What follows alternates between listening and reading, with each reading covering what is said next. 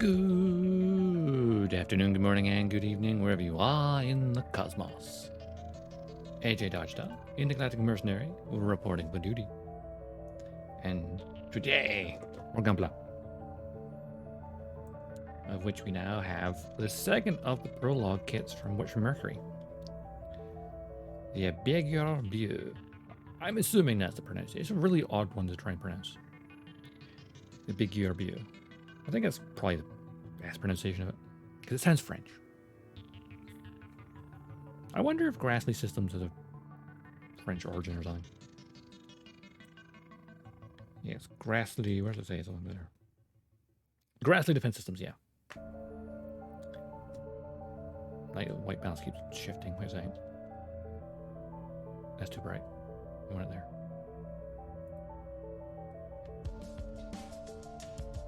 I turned the white balance off and that's still doing that.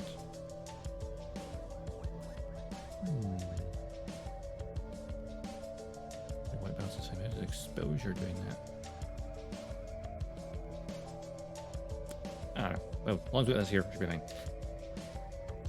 Yeah, the second of our Jewish kits. Also, we finished off Gundam for last time. It's looking good with all the extra detail added to it. Alright, for now, shall we get started? Oh yeah, the other thing when I was getting everything out, this right here, that's a lot of stickers. It scares me. I know I can see these ones here are like the camera stuff, but these ones, that's not camera. That's a color. That's a color correcting sticker right there. Oh dear, the big one. Little tiny ones for the knees of the frick were fine, but ooh, don't want something that big, but color correcting. Right then, shall we begin? As we do, we can discuss perhaps the most recent episode of G-Witch. It's so funny that I'm building prologue kits and we're on season 2. But that's the way the cookie crumbles. If you live in the UK where things take forever to get to you. Alright, so we're starting with the head and the body. So that's the A, D, and E. A, B, and E. Okay, it's only a slight difference there. Reach behind me to get the damn thing. Oh, what is the clear one? The clear one is E. Okay. The clear parts look nice though, don't they? Very pretty.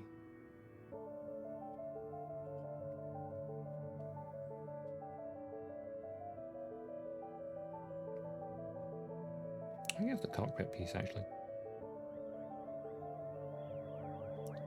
This what we need is an A runner, a D runner, and an E runner. Let's see that matters. Backpack part, I think, for this one.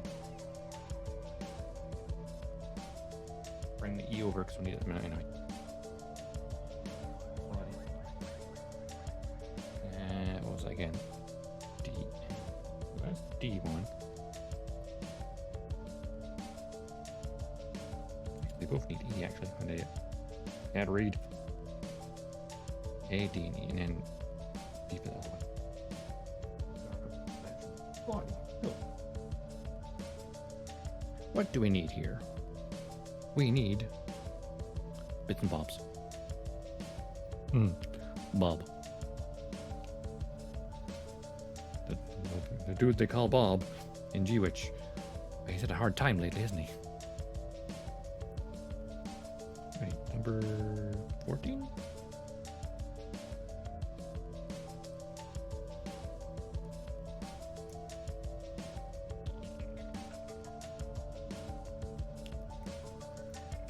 Get started. At the top of the head. Do I need anything else from this runner for the head? I don't. There's actually only 3 parts for the head. Wow. Put that pipe angle. And D1, bottom of the head.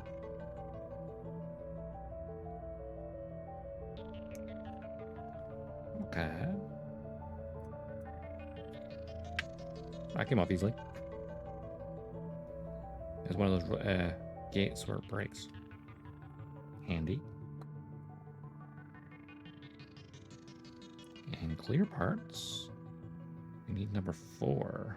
Ah, yes, of course, needs to be here. It looks like it's part of the head. And the shape of the head in this is actually quite cool looking.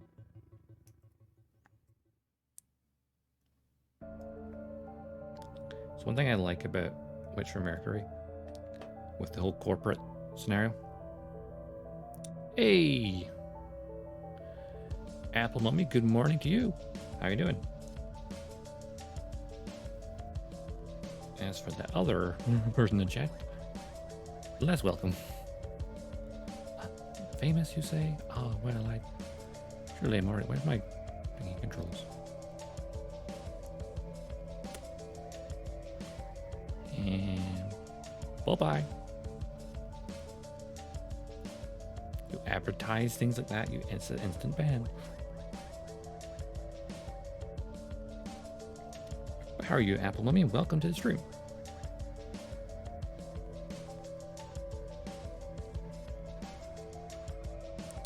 It's like, these seem so delicate, I'm just gonna keep them over here. With everyone else.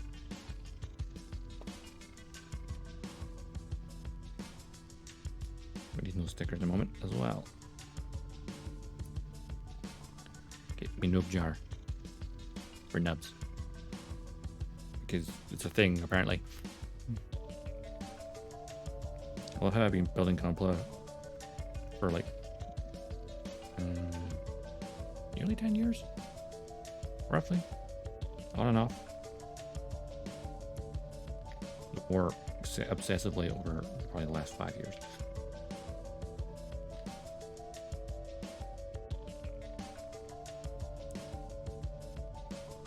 And yet I only discovered like a month or so ago that a nub jar's a thing.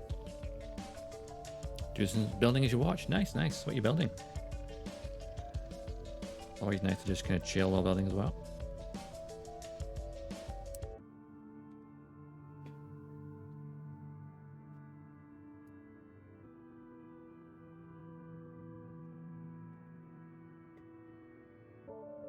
It's not cutting it as cleanly as I would like.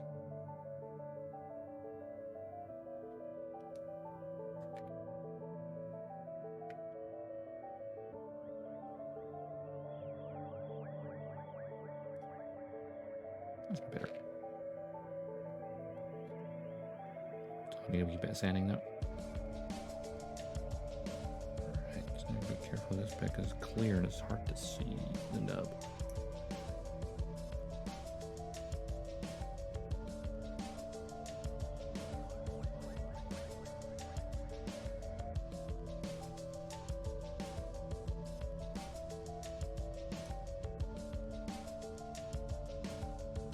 Clear purple is very nice, but also hard to see just a couple of nubs because it's like very reflective. Like it's hard to see those blended in a bit much. Okay. You get a tiny bit of sanding for this. Not too much though. Darn it. Damage it. Nice a little bit, clean up. All we need. Easy peasy.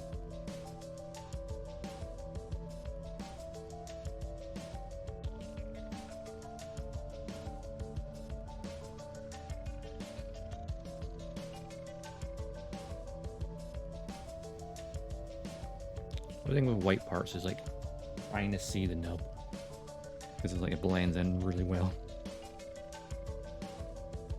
Which is a good thing. Just gonna like feel with it with your finger, honestly.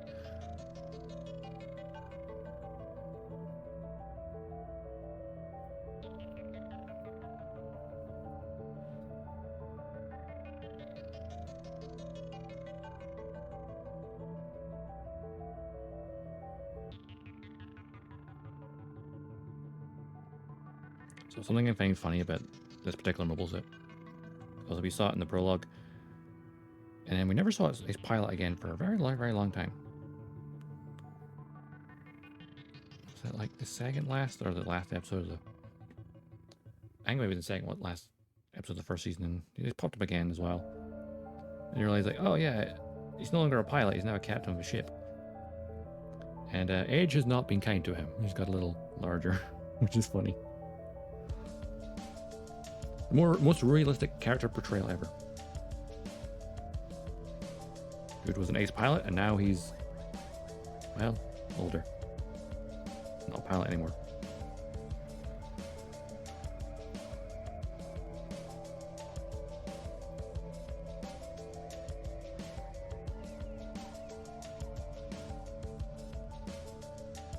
Where's that last nub?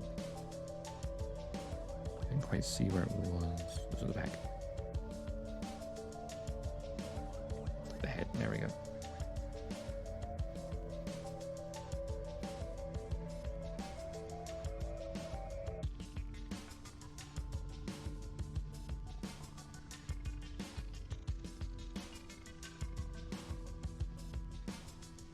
Okay.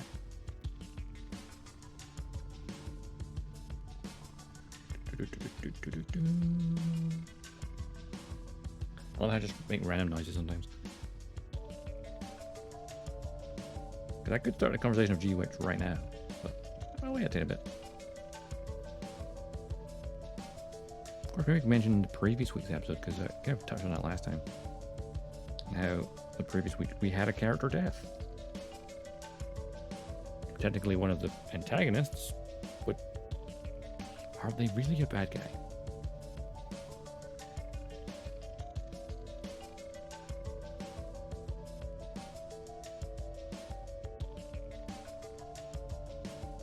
Certainly after the previous week of that,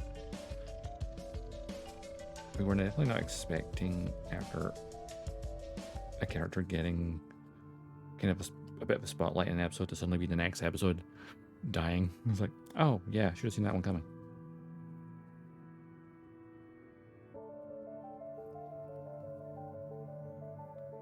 Rip Sophie. What we saw was an eccentric young lady, and a little bit crazy. She pushed herself too far. Indeed.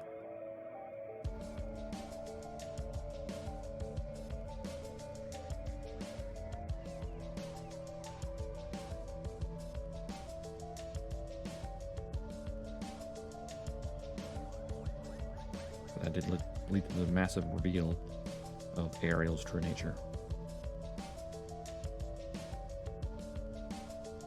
Which is now been added to the intro of the following episode.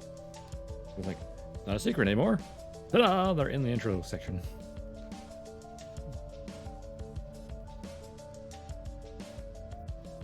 Looks a lot happy. Ariel looks a lot happier in the new intro than she did in that one clip we saw during that battle with Sophie. Like the visions she saw.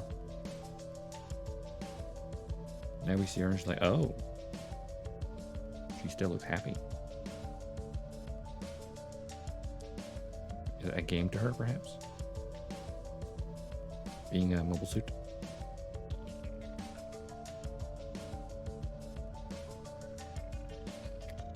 I suppose she got her first kills when she was only 4 years old. It's just a game. Oh look, pretty candles.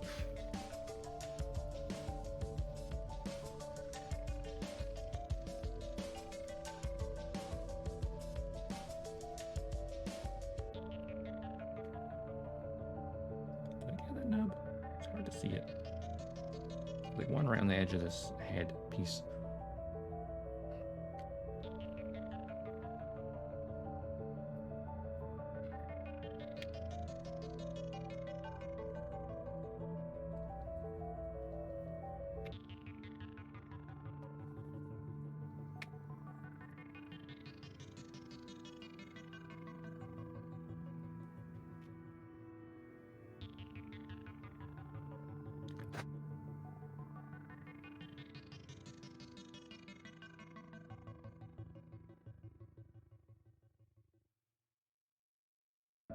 A slight stress mark. That's not great.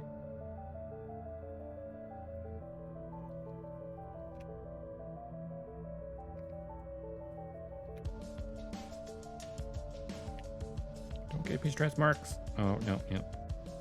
Well, cancel. Fix that. It is very subtle, though, so it's, well, if you're looking really closely, you notice it. I doubt you can see it on camera. There's a stress mark, like right there. Yeah. It's only visible to me when I'm looking really close.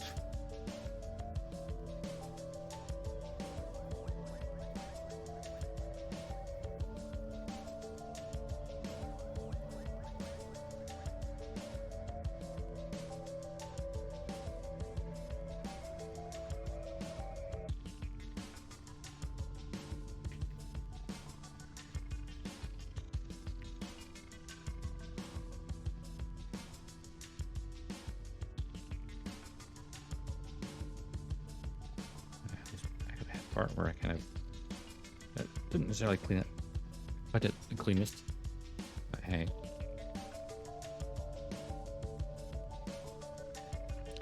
but anyway, the newest episode of G-Witch, right? It's funny. It's the only episode I think that doesn't have a Gundam in it at all. Not even mentioned. Not even the word of a Gundam. Because he's some people on Twitter going, "Oh, the best Gundam on the show. It doesn't even have a Gundam in it." It's like, I wouldn't call it the best episode. It was a good episode. It was a very good episode. Having a battle down on Earth, like away from the main story, but it's still attached to it. It was really cool. And of course, Ghoul's just a good character. So here's a weird thing, right? So obviously Ghoul Jaturk. First episode, absolutely main antagonist. Second episode, I guess you're seeing his humiliation.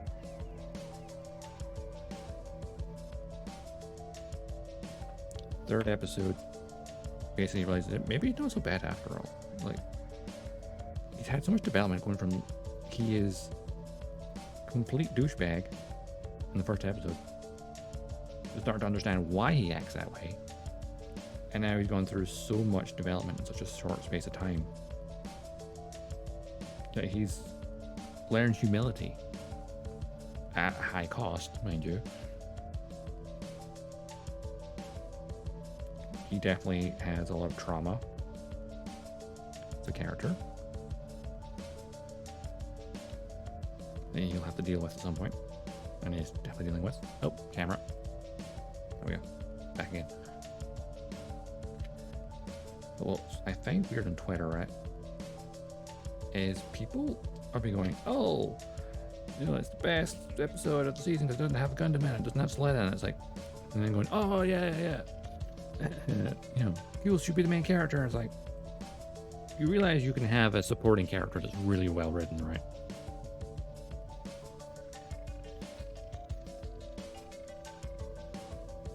I feel like the people who are saying that Ghoul should be the main character are one of two things. Yeah. Fleshing out the anti-space everything rebels. Yeah, I love that episode. It was a fantastic episode. But it's weird that some people are like taking away from that, going, "Oh, this is the best. This is what Gundam should be. Just battles and trauma." And it's like, Gundam's more than just that. But a fantastic episode, and I really look forward to see where Ghoul especially goes from here.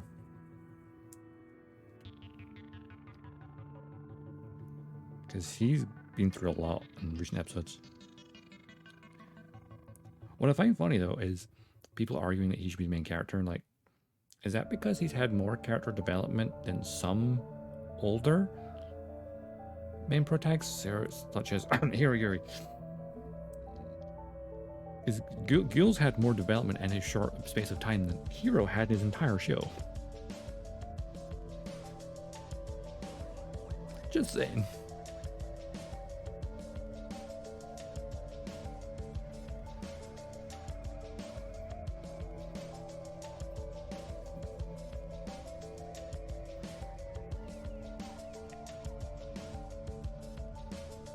But it was a very nice to see the kind of power difference between them. Because also the attack on the planet at the end of this first season, like the terrorists kind of had the advantage just by being a surprise attack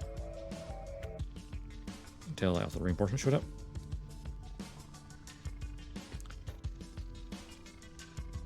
So that's interesting there.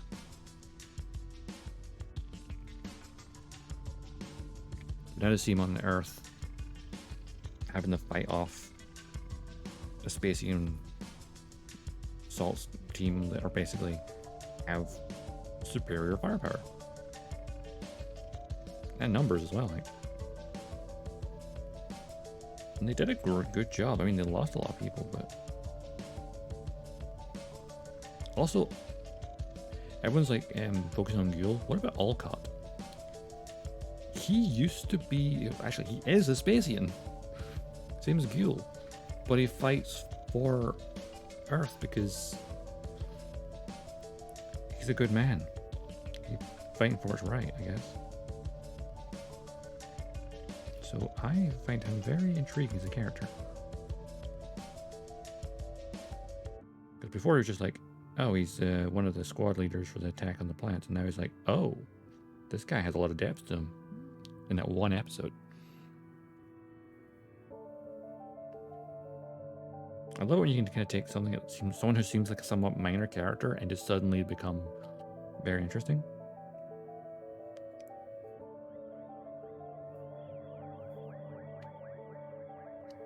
To have someone who used to be on the side of the Spacians lost his family in the conflict, and then fights against those he once fought with, against he feels like it's right. Very interesting. I'm trying to see if I got this because I had it. One of the gates were like right on the tip of this. The focus on this is terrible. I need to maybe get a better camera at some point. But like, cameras are expensive. I'm also needing to get a new desk so I have more space for this.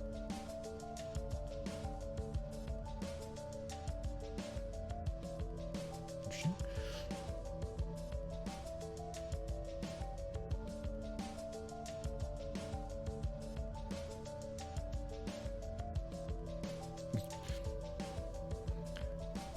There's just like an email pop up in the corner of my screen, like, huh? Like Green Gundam, but I hate the idea that it's all going to be canon. Should be, yeah, exactly. When Gundam's grim and gritty, it hits hard. But I think what I love what G-Witch is doing is you're getting that point of, because it's been at this somewhat peaceful setting beforehand, we're now at a point where now that it's getting to the dark and gritty, we feel for the characters because we've had time to, get attached to them.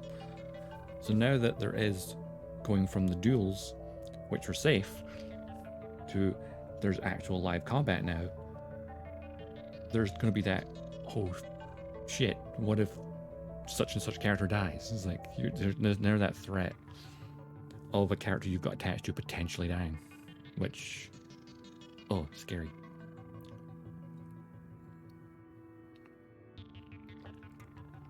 That's what I love about Gundam in general, is it has a variety of stories. Like even the original Gundam, while it has a somewhat serious story in there, I think because of the animation and the time it was made, it is more light-hearted compared to some later shows. Well, hell, even compared to Zeta Gundam, which came right after it. Zeta Gundam was a lot darker, but even Zeta Gundam has its episodes where it's humorous and somewhat lighthearted. You need those lighthearted moments and episodes to get you attached to the characters, so then when the dark stuff does come, that it hits harder. And that's good writing. Especially if you can't see it coming. If you can see it coming, it's like too obvious. But if you can't see it coming, it's gonna hurt. Alright, this needs to go into here. Okay.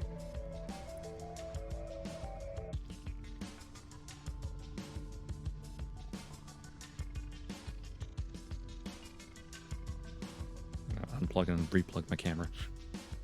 Clearly, it's having issues. Oh shit, where's the port go? Ah, I can't find the USB port. There it is.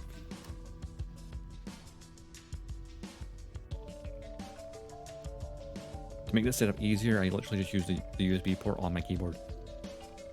That way I can take this camera, move it out of the way when I'm not doing this. Right, so this, I'm just going to try to figure out how this all goes. Because it says there's stickers on both sides of this clear part and on top of it, which I feel weird that you put the sticker on top of the clear part.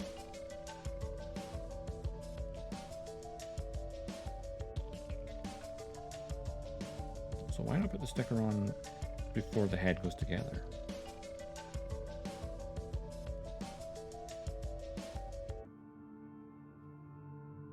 Now if this had the double-sided stickers like the Frith had, that would make this clear part even better. If I'm just going to pop a sticker on top of it, isn't that going to just ruin it? Because like these stickers here, right, are cover up the clear bit, right? I feel like it kind of defeats the point. Well, hey, we'll do it. I might just pop up. If I just put this on here, right? Oh, it shows the camera's going on. Stickers before. See, apply according to your preference. So I'm going to put the head together without them for a second. I'm going to see how that looks. So that's the head without the stickers. Like the clear on the top. The clear is nice. But if we put the stickers on, we're going to lose that clear part. I wish that these were the double-sided ones, where I could stick it on the back of the clear part. But I'll put it on it now. I can obviously take them off. I don't like them. One's on left side, right side for 2. And you know what? Because it makes my life easier, I'm going to cut these 3 off of the sticker sheet so I can not accidentally damage the other ones in the process.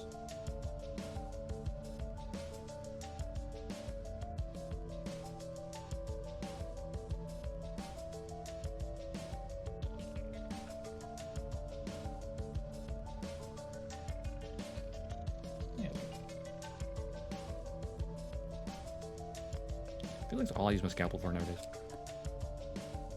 Just cutting stickers off.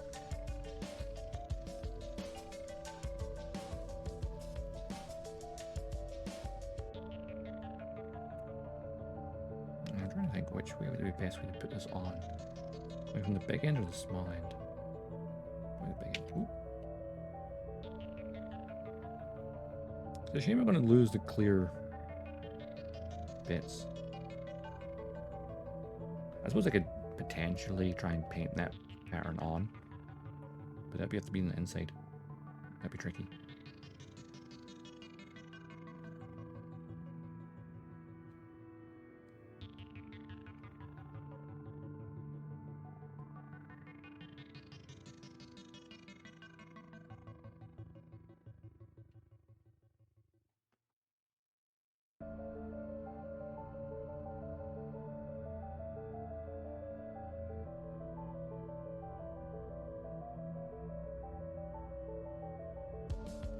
That being said, these are very nice stickers.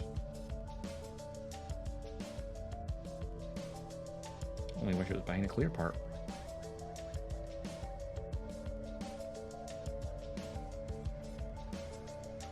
Rather than on top of it, because now the clear part's pointless.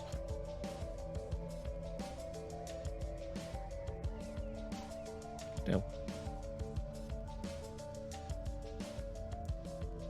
Looks nice. Like, that's a sticker. That's a clear part. I wish it was double-ended stickers. I really do. If that was on the inside of the clear part, that would look amazing.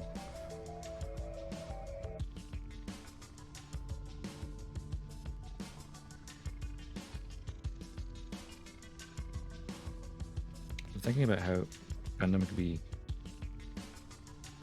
like dark at times and lighter at times. I was thinking like one of the things I love about, say, Gundam Build Fighters, for example, is how that's a much more lighthearted show because it's Gunpla.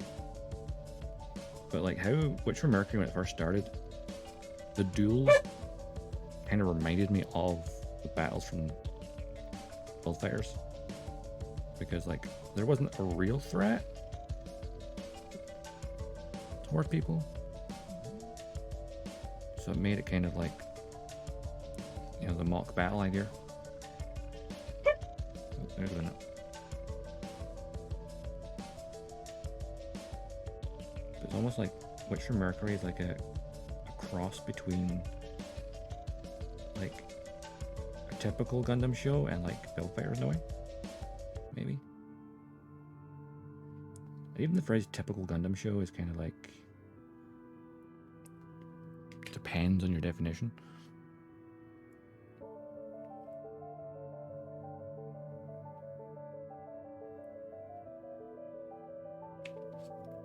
Oop, crap. Just throwing parts. It's fine.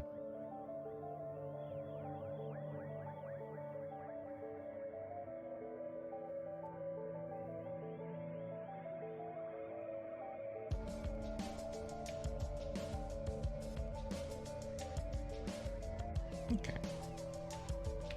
The two eyes. Now this will be the harder part, I think, because it's on a curved surface. Who doesn't love putting stickers on a curved surface, eh? Fantastic, I tell you, fantastic.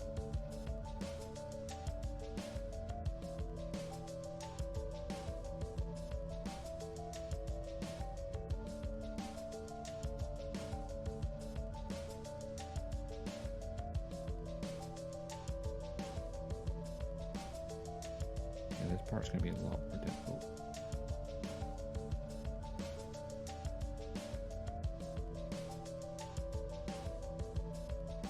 Times like this, a water slide might be better.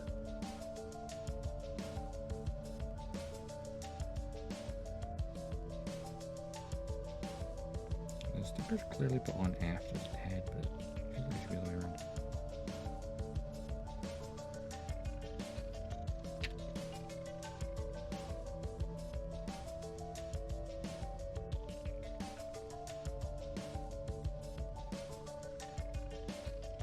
Oh, that sticker's maybe slightly off center. Slightly.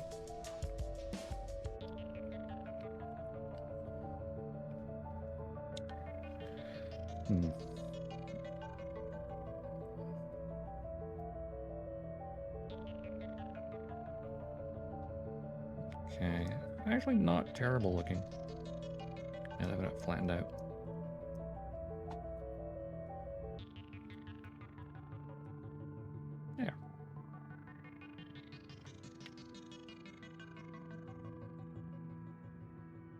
Doesn't look too bad. Even those stickers over clear parts, which is kind of backwards if you ask me.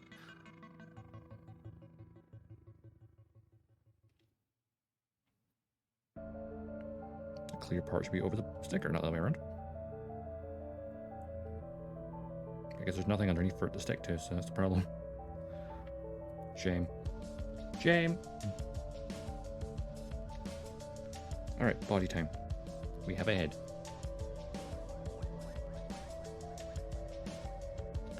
Let's see, A, B, and E.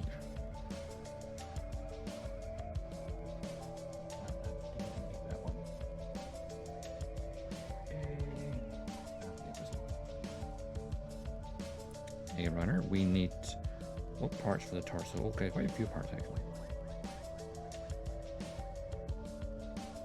But none at the moment, technically. There's a lot of B runner parts. Okay, A1, A2, 4, and 5. I'll just cut them off the now. That way I've got them for later.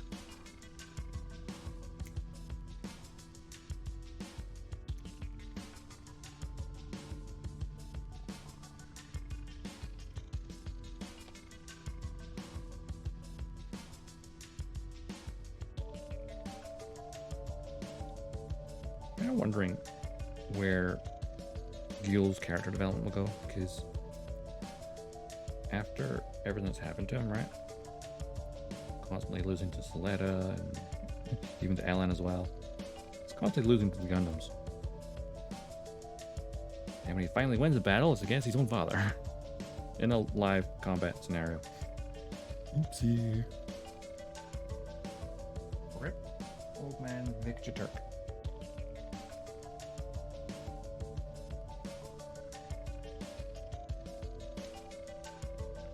Alright, be 10, 11, and 25. Okay. Okay, there we go. 10, 11. Of course, at the end of Sunday's episode, right? You know, Gul wants to return home because he doesn't want to lose anything else. And the company's the only thing left that connects him to his dad. So he'll probably return home and take over as like head of Turk Heavy Industries in place of Lotta. Of course, maybe that's why Turk's going bankrupt. As one of the Darthans mentioned, it's probably going bankrupt because, hey, it lost its CEO, and Lotta was supposed to be taking over after the Battle Royale.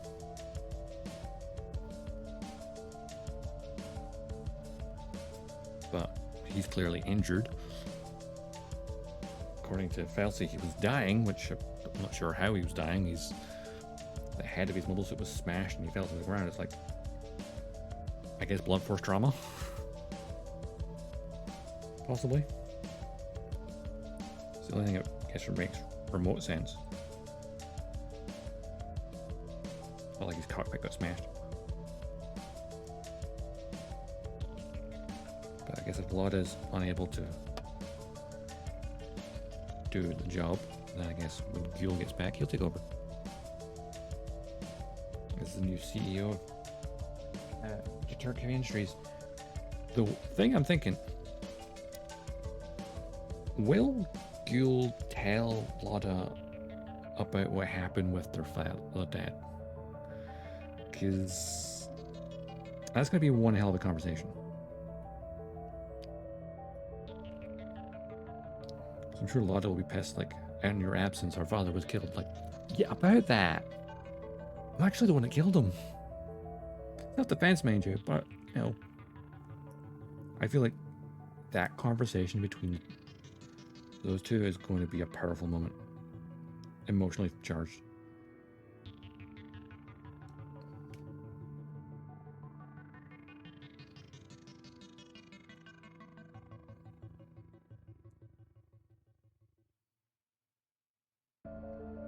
The funny thing I think about it is, with the most recent episode and how Gul, you know, captured by the terrorists, held captive, and now he's going to go home and probably take over as the CEO of his company. He's pulling a Tony Stark, when you think about it. Going back to the company after being held by captive and then turning a new leaf, perhaps.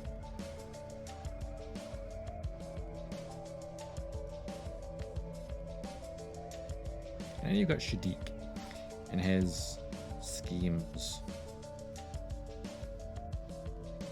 which I'm still not quite understanding what he's trying to do. I think it seems he's not trying to escalate conflict, but rather, because Delling's controlling conflict, right? With proxy wars and stuff. Whereas Shadiq wants to have a full-scale Cold War between Earth and space. You know, make them both super powerful so that none can, I guess maybe he wants to even the playing field by selling their weapons to Earth. I guess Earth right now just gets what they can get their hands on. That is something I've loved so far with them, like the power difference obviously during the Planet Quetta attack, sure, they had 2 of the Frith Gundams, but then most of their forces were old Desalters, old Jaturk Heavy Industries suits with huge physical bullets.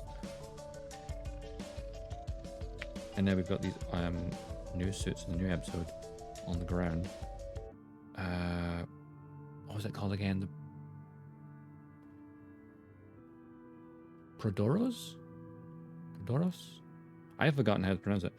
But it's something like Prodoros or Prodos. The suits they had on the ground. Those were pretty sweet looking. Like more primitive, but they felt meaty. I suppose that's always it. It kind of had the IBO vibe, actually, because they were using physical bullets and melee weapons.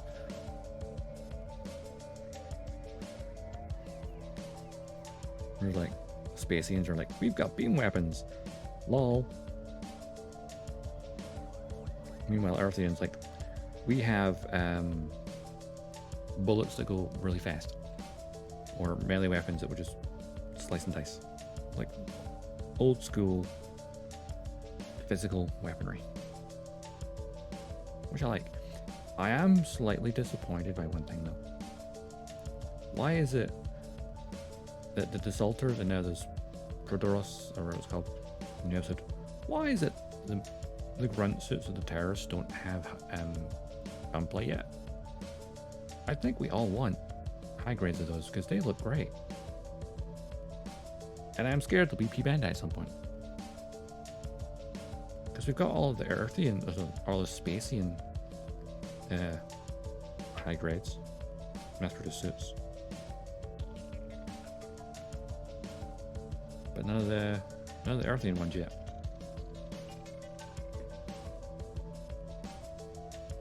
I want to see that.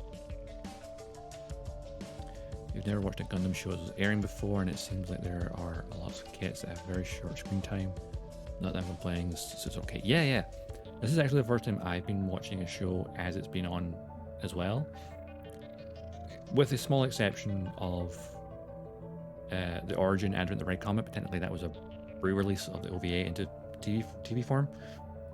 But this is the first time I've been watching a brand new show as it's airing. And it's been interesting to see like how often kits are coming out, and also just like the discourse and the discussions of that. Like, I've never been a part of that before. I've always just binged watched the shows on like whatever streaming service I can get them on, and some which other methods, because they're not on the damn streaming services. Come on, there's so many Gundam shows. Why aren't they all available to stream? I suppose they are if you occasionally on Gundam Info, but they kind of rotate them out.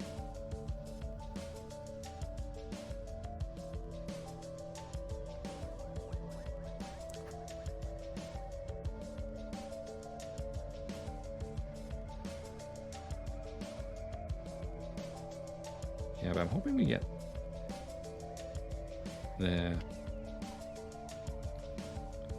some kits for... I want everything in the show to have a kit. I imagine those one-off suits that we see at the, like during the Battle Royale and stuff.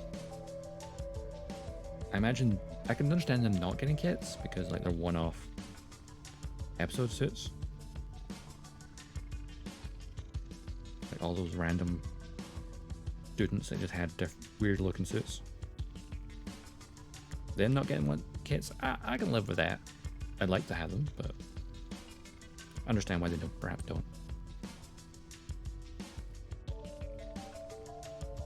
Who runs this?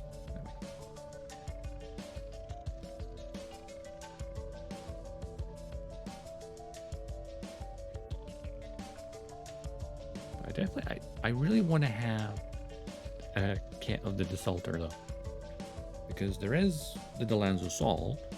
You need to have a Desalter to go with it to recreate a very specific scene from the last episode of the first season. You know what I'm talking about. You need to recreate that emotional scene between father and son.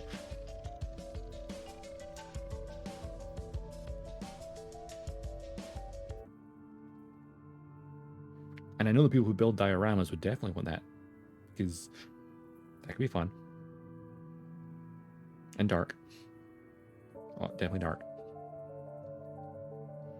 It's not every day you see someone commit patricide by accident.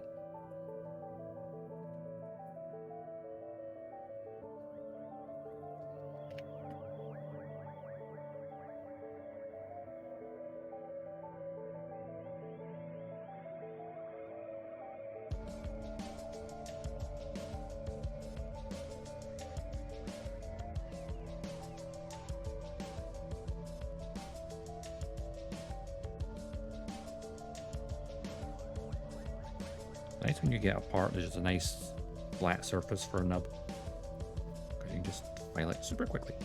Great.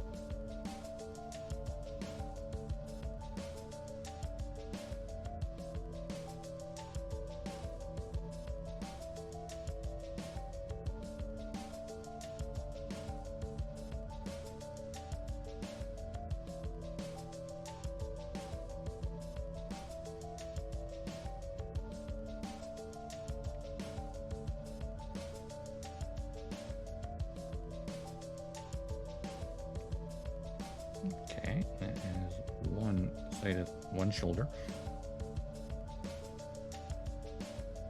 That goes in there? Yeah, it does. Right? Yes. So I got one shoulder on there. On the other side. I wonder if Ghoul will even pilot again, given the circumstances. That is an interesting question. Because we don't know. I feel like he'll eventually be in a cockpit again. But I don't know if it's going to be willingly, or are we reluctant, I think.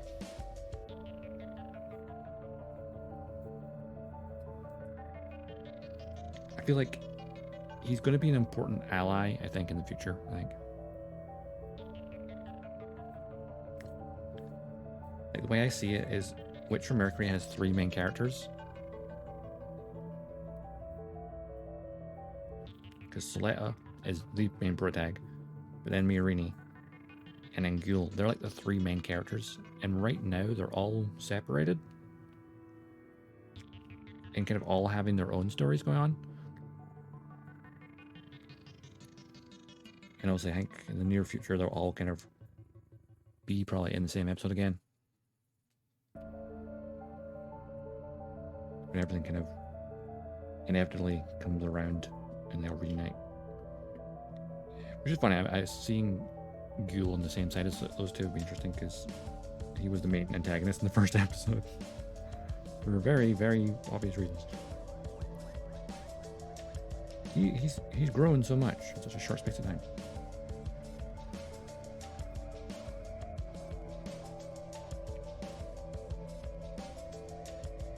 He went from toxic masculinity to humility.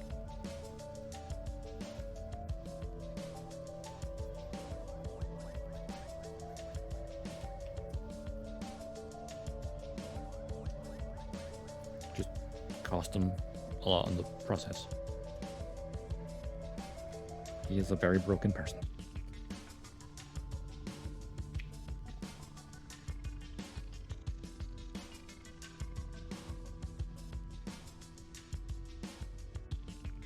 Of course, there's a lot of discussion around one of the Gunpla that they announced a while back, and are still like showing off prototypes of it. The Gundam. It's like a German sounding word. Gundam, like, not Schwartz, but something similar to that. And its chest is very similar to like the Lanza or the Garibaldi, and it's like, so that's a Turk Gundam, possibly. And it begs the question, which brother is piloting it? Is it Ghoul or is it Lada? It'll be one of them, right? And I fear Lada may be more likely, considering he's still, like, Ghoul's grown and become very, he's grown as a person, and he's very matured. He's matured very quickly. Whereas Lada is he's filled with spite. filled with a lot of negative emotions. So I could see him wanting to have a more powerful mobile suit.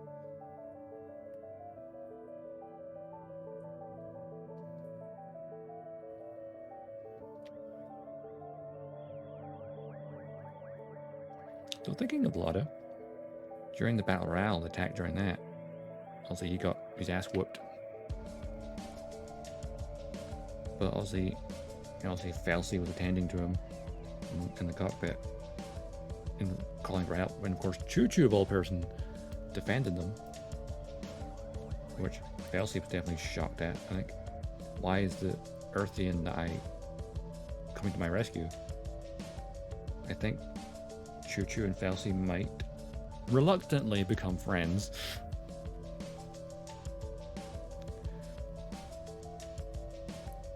Or at the very least, they'll learn to respect one another. Because Choo Choo, despite being on the receiving end of their abuse all the time, was willing to cast aside to rescue them. Not without at least getting one little jab in about stop frying Spacian.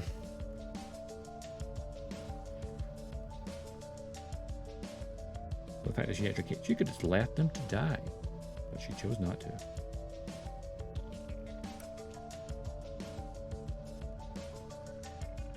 It shows what kind of person Choo Choo is. She might be full of anger, but because she's a nice person, she doesn't like to see people take advantage of others. Like that very iconic episode where she one punched that person. The Choo Choo punch. Her name may be Choo Choo or Chachuri Pan Lunch, but we all know she's Choo Choo One Punch.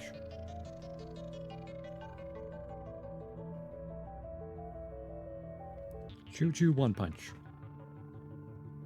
One Punch Choo Choo. I love the memes that came out of the episode so much.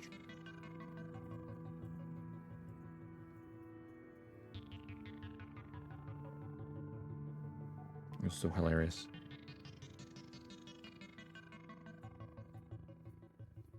Like, they've been abusive to her for so long, but then they targeted someone else, someone she didn't even get along with at the time, Soletta, and then she's like, no. And like, you can pick on me, but you pick on someone else, I'll kick your ass.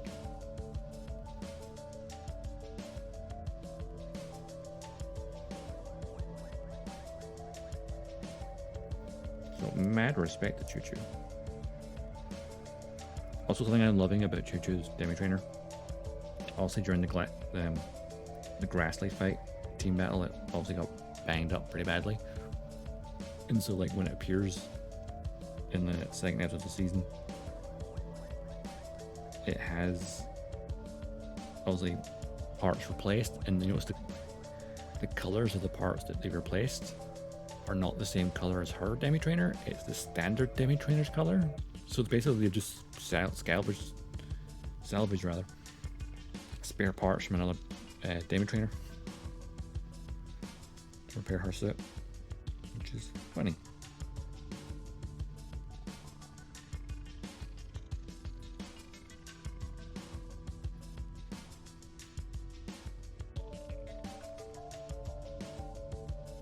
Also, how her sniper rifle now has a Gatling barrel, and like that's literally in the options part set.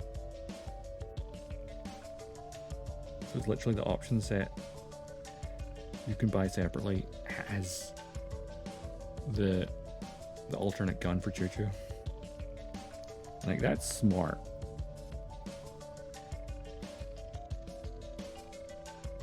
Because anyone who like, I didn't bother with the option part, and they're like, now I need to get the option part set, and probably a second Choo Choo Demi Trainer and a standard Demi Trainer, because then you can get them together and make the Choo Choo's Demi Trainer repair. Big brain, Bandai. Big brain.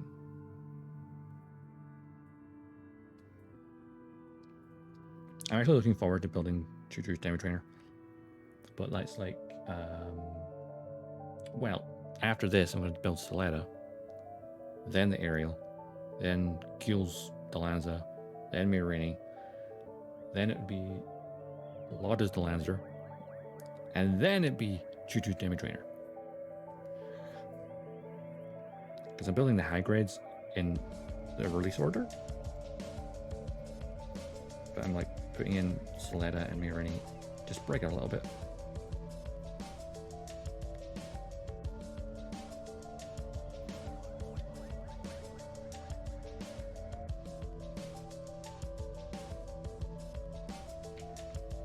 There we go. That nub is clear. And now the clear is clear again. I'm hilarious.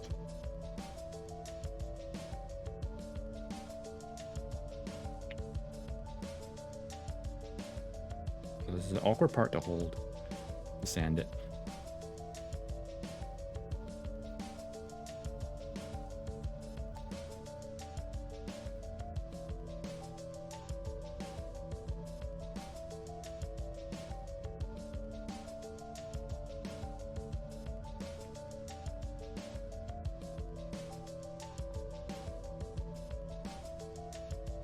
So thinking about it, right? Obviously, my list of things to build is the figure rides of Soletta and Mirini. Please, Bandai, give us the entire main cast as figure rise kits. That'd be great. Maybe if they sell well enough, they might. This is the first time where a show's come out, and right off the bat, there's been a figure rise kit of the two main characters. Well, the main character and the romance interest.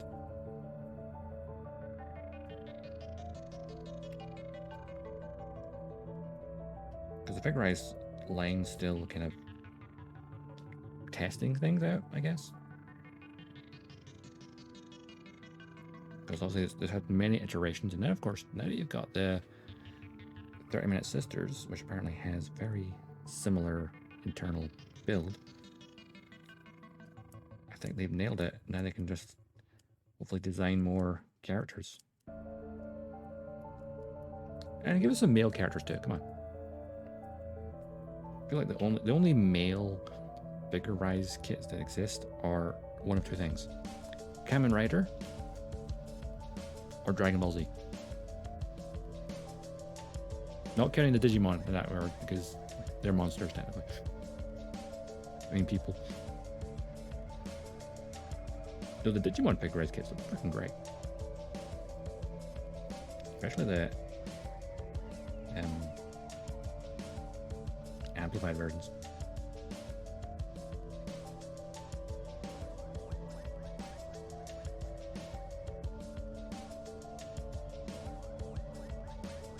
Yeah. I dropped it. I got it. I managed to catch my legs. Totally didn't drop the clear part. It's fine. Totally fine.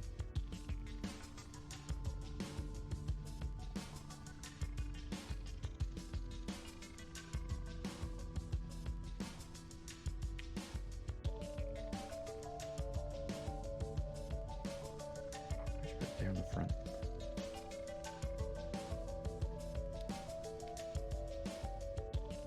That's gonna be awkward to do.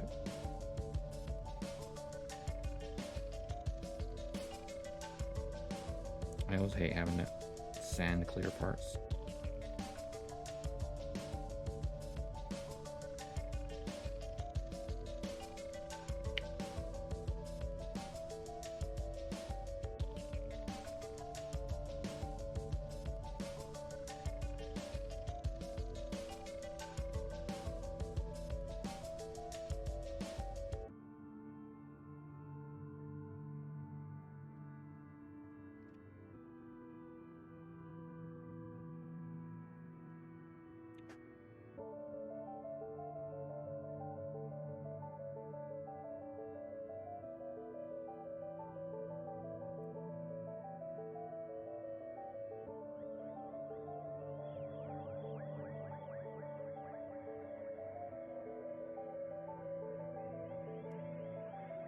Buffing this back to clear is going to be a pain in the butt. Just because of that little nub it had. may have sanded too much.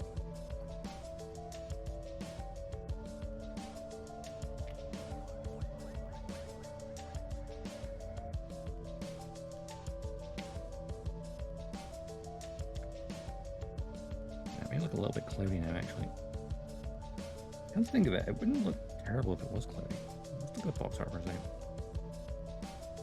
Manual art. It doesn't look that clear here. Oh, interesting. That looks like it's actually got the left and right side. Oh wait, that's because I'm putting it in between the parts later. Never mind.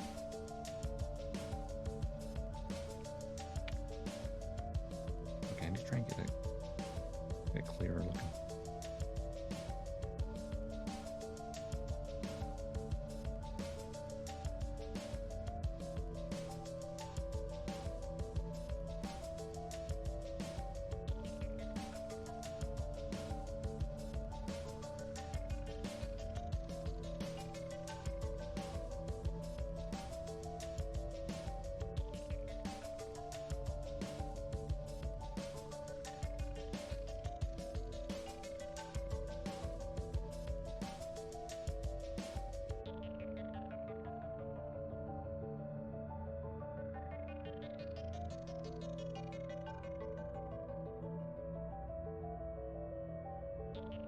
What if I deliberately make it cloudy?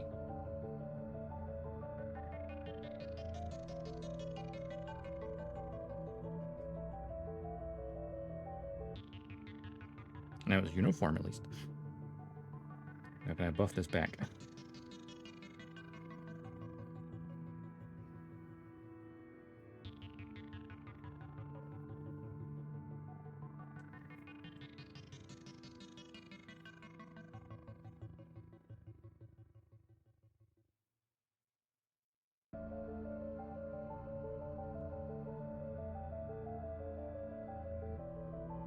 It's probably not.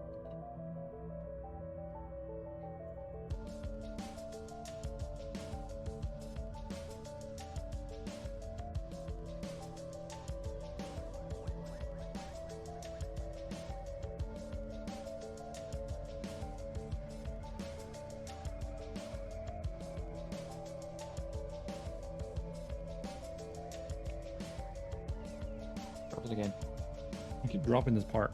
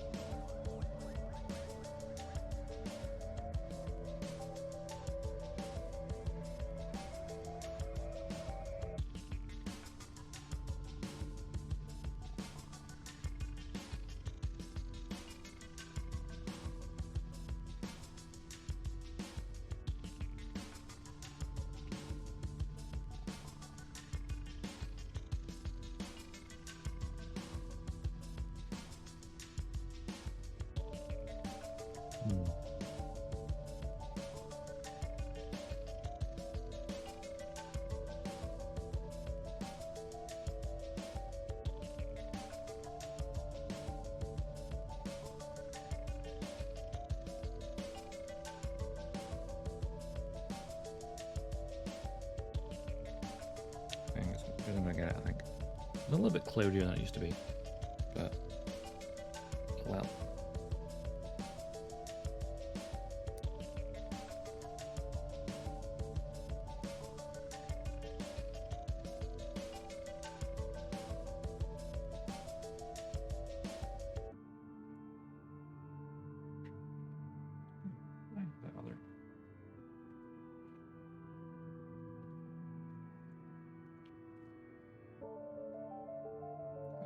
No, it's actually attached here. This might be easier for doing this.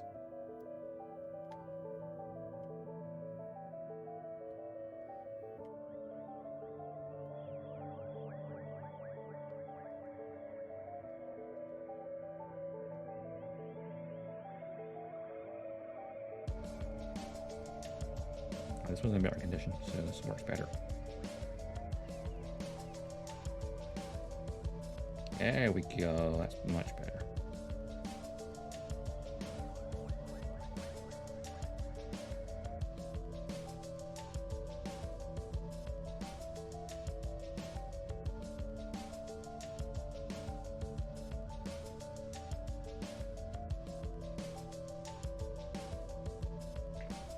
Yeah, that's better.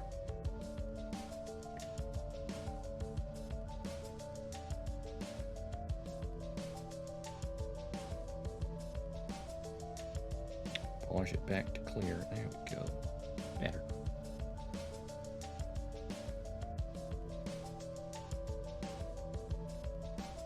Cool. That'll take longer than it should have. Right, that's that. So on to here. Free runner. Come to me. Number 24, which is looks like the color of the hand neck.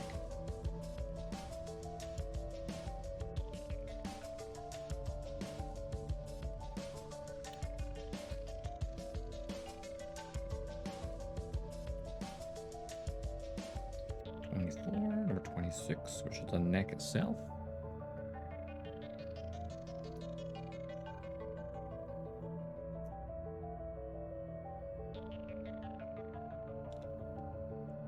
And what we need is 5, 6, 9, 27. I was getting all of this, why not? 5 and 6. These parts up here.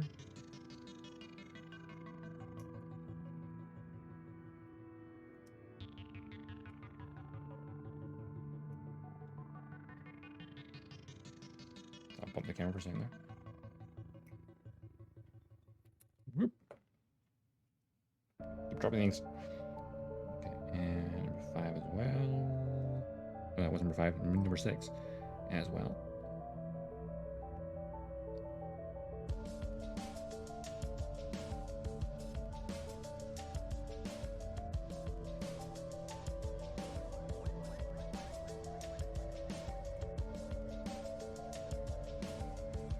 Number 9 for that too.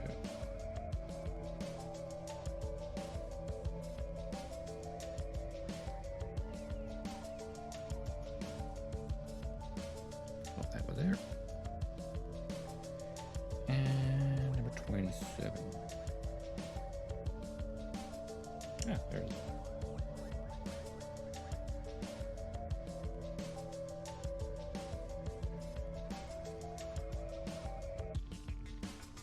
Being a pain to cut through. There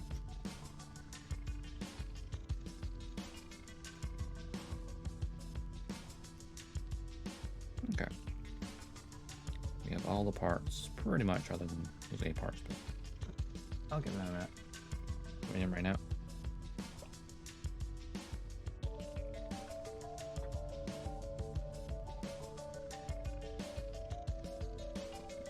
Right, thinking about. We've had a lot of thoughts about Ghoul, right? What about LN? Obviously, LN4 is gone. Funny to think that the first, well, not including the prologue, the first character death, no one knows about. Like, he was killed off, away from everyone else. He was like executed. Or was he? That's a good question. Was he actually executed? Because he did. I mean, it was a very elaborate. With Elna before, like after he lost to Soletta, it's a very elaborate way to kind of kill him. Because it looks like they were incinerating his body. It's like, that seems a bit extreme. I suppose to dispose of the evidence. Or did they do something else with them? Like, did they digitize them or something? People will be wondering that. And of course, we've got Ellen, number 5, who's a sleazeball, acting like a completely different person, and they haven't quite clicked. The cast yet haven't quite clicked, but he is actually a different person.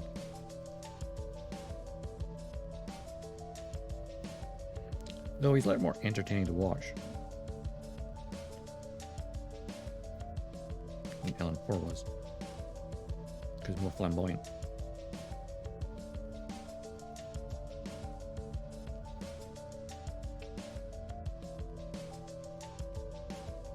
But something I remembered from when the real Alan was like inquiring about his new doppelganger, he's like, yeah, well, he's not, you know, ready yet, but you'll like him. He's just as devious as you. And it's like, interesting. LN5 being devious? And when it came to like the big battle royale battle in the school, like, you know, I forget which member of the Earth House that said, hey, give it your all. I was like, when the end transmission ad was over, he's like, if I gave my all, I might die. And I don't want to die. He's very, self-preservation appears to be on his mind. Alright. Yet he volunteered, well, not sure if he volunteered, and yet he has been selected for being an Alan doppelganger and a pilot of the Fire Act, and enhanced for it as well. So the chances of surviving aren't exactly great, but he is insistent on wanting to live. So I think he might try to play the long game and then try and replace the original Alan. Maybe even kill him. Take his spot, apparently. Whether or not he ever tries it, we'll wait and see. All we know right now is he's, you know, really creepy attempts to seduce Soletta, which are like sleazeball level. Like L number 4, give him a hug. L number 5, please punch him in the face. Please.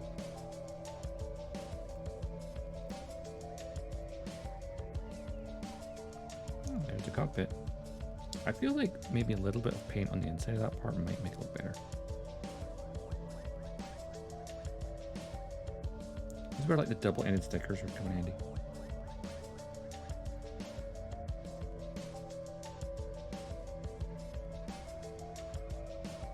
Even just like a little bit of, I guess, silver behind it or something. Make it pop. I could probably go back and do that at some point if I wanted to.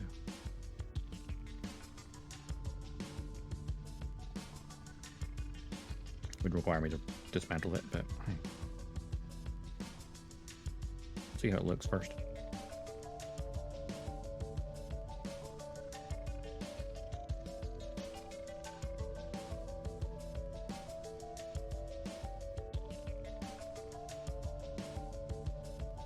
Yeah, when it comes to the Bennett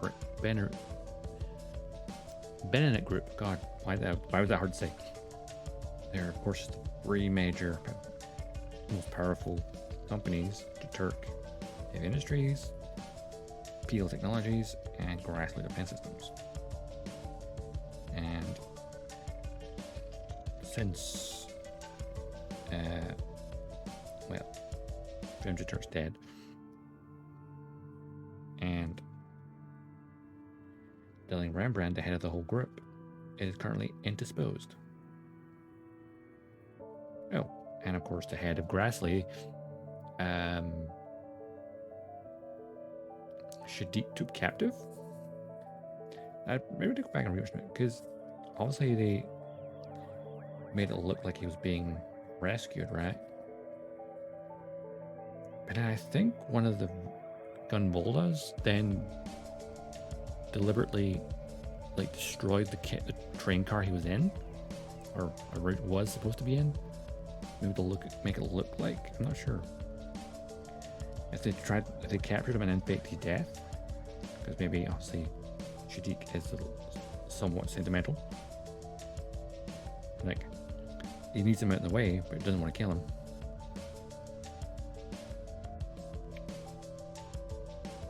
Kind of thing. So I'm not too sure. Oh, okay, the next battle iron. Yes.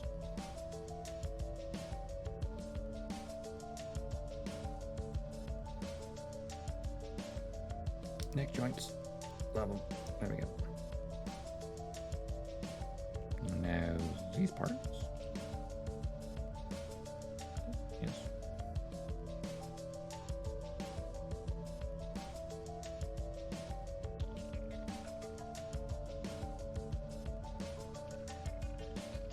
I do hope that Shadik gets what's coming to him. And I also hope that Gul's the one to do it. Because it's his, you know, it's Shadik's scheming that got his father killed.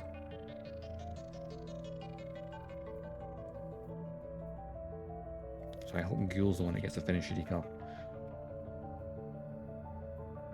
It would only be fitting, I think.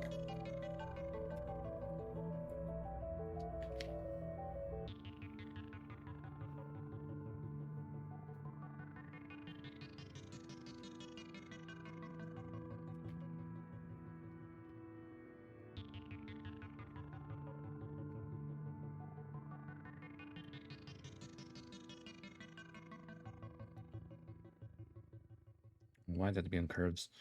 Why on the curves?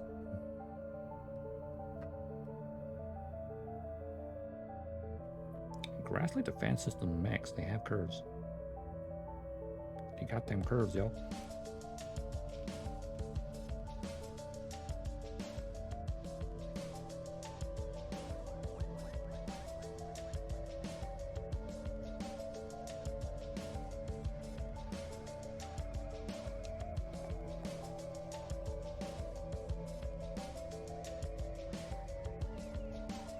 Not so much thicker gate.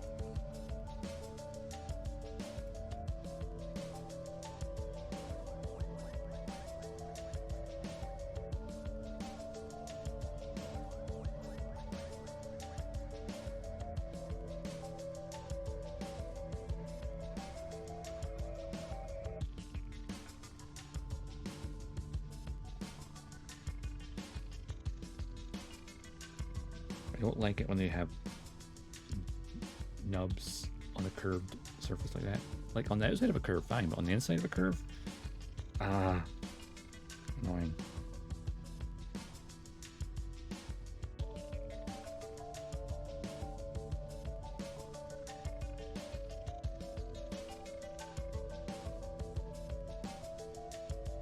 You're gonna have to get a scalpel or just file it a lot. I guess I'll file it a bit. Filing time.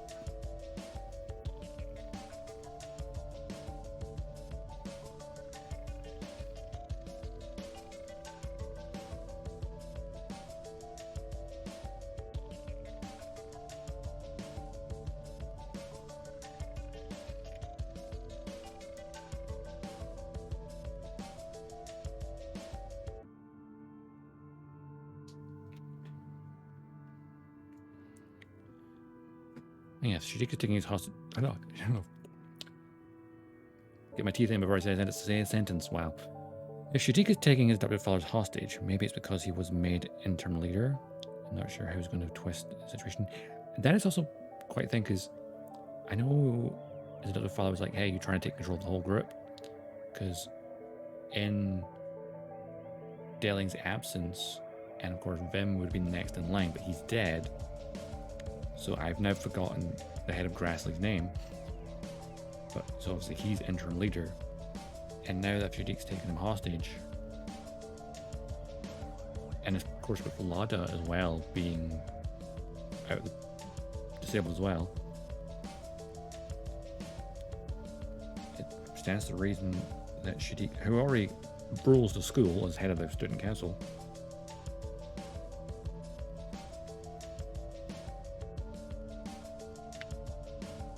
is going to take over his dad's business. And I guess the Bensound group as a temporary is like, I guess the most senior member. I guess the only thing in this way might be Heal Industries leaders. And of course, if Ghoul comes back, I'm sure that will upset his plans a bit. Question is, will he try to get Ghoul on his side? Or not? I feel like he might try to twist Ghoul, because I think he likes Ghoul as a person.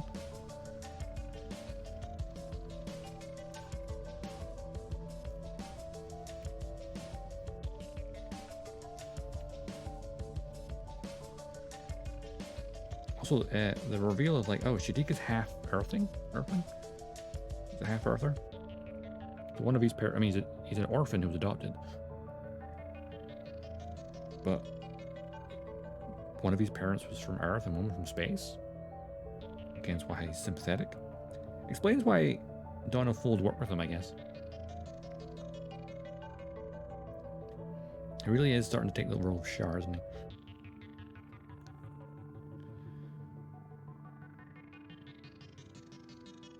There's like several characters in this show that have the role of Shar. Ghoul was as the rival. Prospera has the mask and is a schemer. And then Shadiq is being, oh, he's the one on the inside with his ulterior motive. So like there's 3 Shars right now. I suppose Ghoul's more in his Quattro phase.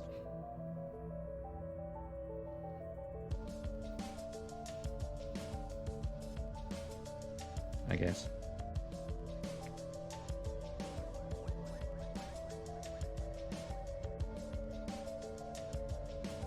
Oh, that would be enough. Fast transport.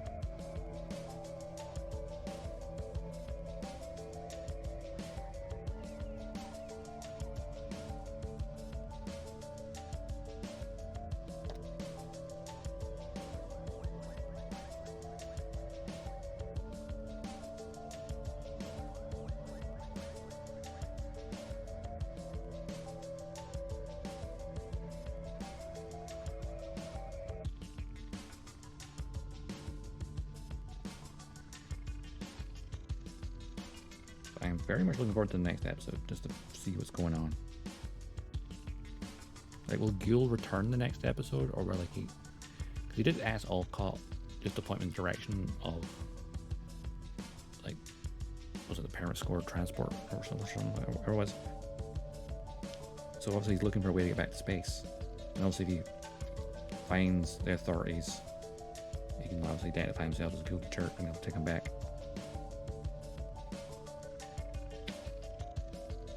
But it might take an episode before he shows up. Depends how close it is. We might have one Earth for a little bit longer. Maybe. Like have him traveling to the destination. I had considered Shadiq and Ghoul becoming rivals. Yeah.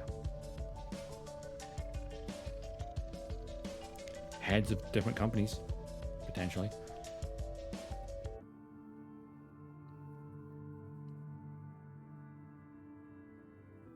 I want to see them fight. Come to think of it, I just remembered Shadiq was always staying away from the duels beforehand. And like, Ghoul wanted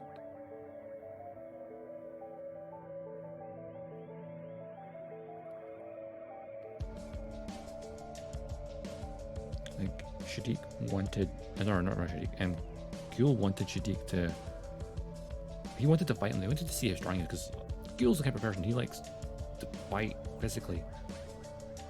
And he's a bit, or he was a bit of a brute. He's kind of mellowed out a bit.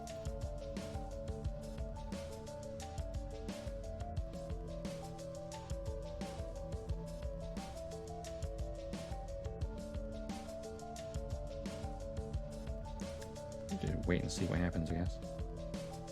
That's what I'm loving about each week. I'm like, what's happening now?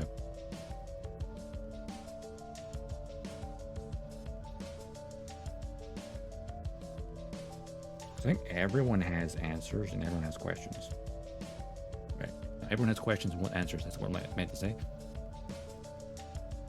Like all the characters, like Soleda's like questioning, starting to question like Ariel's purpose and what her mother's intentions are.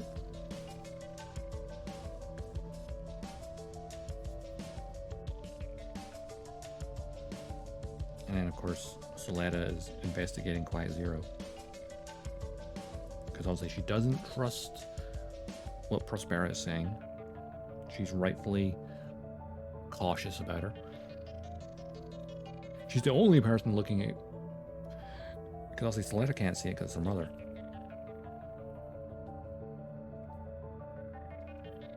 But I guess Mirini has a distrust for adults, thanks to her father. Though the brigand dude from Dominica's Defense Forces she went to talk to, he turned out to be a really sound guy. Like, answering all her questions sounded honestly as well. Also, I guess he served with Dealing in the military a long time ago. So he's probably the only person that knows him that well. I guess Mirini knows that. Probably the only actual friend he had in the military days. Also learning that Quiet Zero was originally conceived by Mirini's mother. Interesting.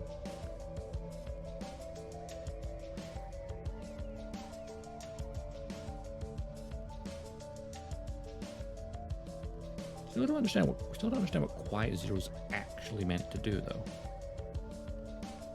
Like, it's related to pyramid score in some way. And somehow it's going to be used to stop war or something. Which, whenever any kind of super device can stop war,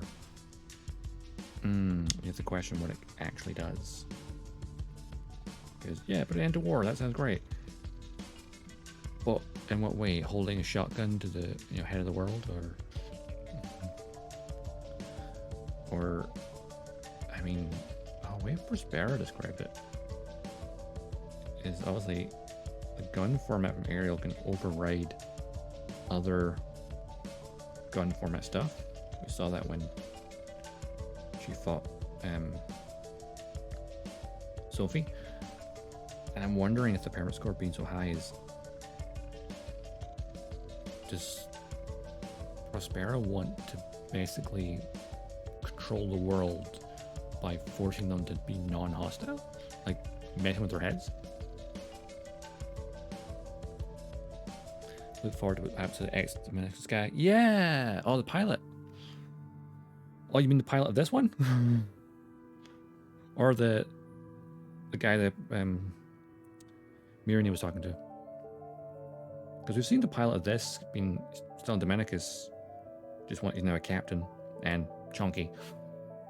And then, of course, there's a former... Well, actually, no, he's the head of Dominicus, I think, now, isn't he? The other guy? Like I said, literally the head of the force. But yeah, it's a possibility he won't live long. Basically, if you have any military guy... Alright, the ex-military guy. Oh, I'll cop. Right, got you. Yeah, I feel like anytime you meet a military dude in a Gundam show and he's a stand-up person, like he has morals, he's just a cog in the machine, he's usually going to have a very heroic death, I think. One that comes to mind straight away, it would be Commander Dogaza in Unicorn from the Echo S team. He went out like a boss, I guess. Took a pot shot at the Sinanji with a rocket launcher and then got sliced with a B-Max.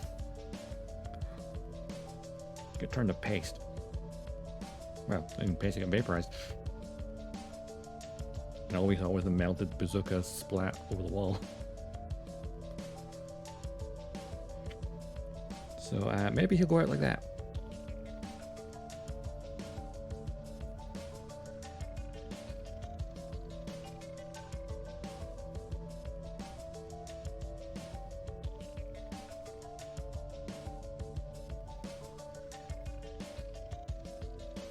Well, there's things about Ben is because of the time that Gula spent on Earth among the Dawn of Fold. Maybe Shadiko used that to his advantage to try and get him on his side. Like, you sympathize with these people, don't you? But then, of course, as soon as he learns that, oh, you're the guy in charge, you're the guy who caused my father's death, oh, you're gonna die. I was surprised Gul didn't retaliate against any of the terrorists. And basically tried to save the little girl's life.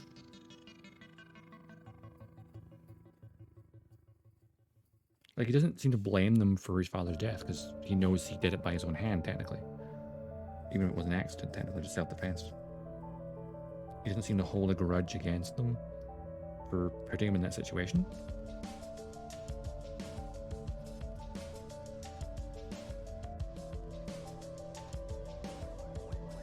So it'll be interesting to see.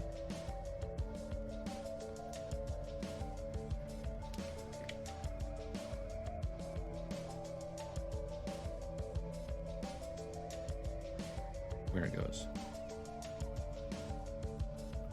I have a theory that it's reprogramming humans, but we'll see basically if a sufficient advanced Gundam can interrupt and overtake systems via data storm, perhaps it's powerful enough to rewrite human brain if the brain is plugged into the system. That is a very good point. It's a very good theory. And I'm thinking maybe that's what, because what's her name? The witch from Pale Industries. Bailey? I think it's Bale something. Like, she did say when she was talking to Prospera that what Delling had planned for Quiet Zero wouldn't require a permanent score that high, but Ariel has a permanent score far higher than required for his plan. So maybe it is literally to overwrite the world and force everyone to be peaceful. To make a world peaceful for Eri to grow up in. I find it funny that she refers to, like, make a world where Eri can grow up in peace. But Eri's inside the Gundam. I suppose technically she was, judging by the image, she was definitely merged into Ariel while she was still young. Older than she was in the prologue, but not quite as old as Soletta. Possibly, I'd say between 8 and 10 years old, judging by the images you see. So still a child.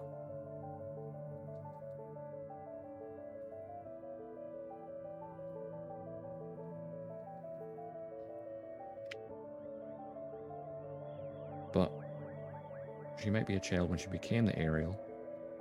But if you go with the actual time period difference, she's actually like 21,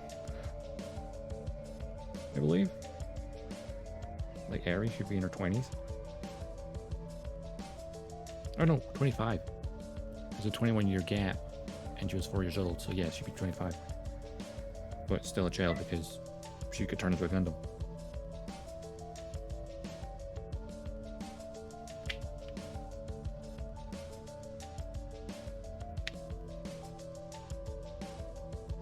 Of course, Prospera talks a lot about Eri happiness. Doesn't talk anything about Soletta's happiness. Like, she has one darling daughter, I guess, in her mind. The other one's just a cheap copy. Because I'm assuming Soletta's a clone. Wouldn't make sense to me.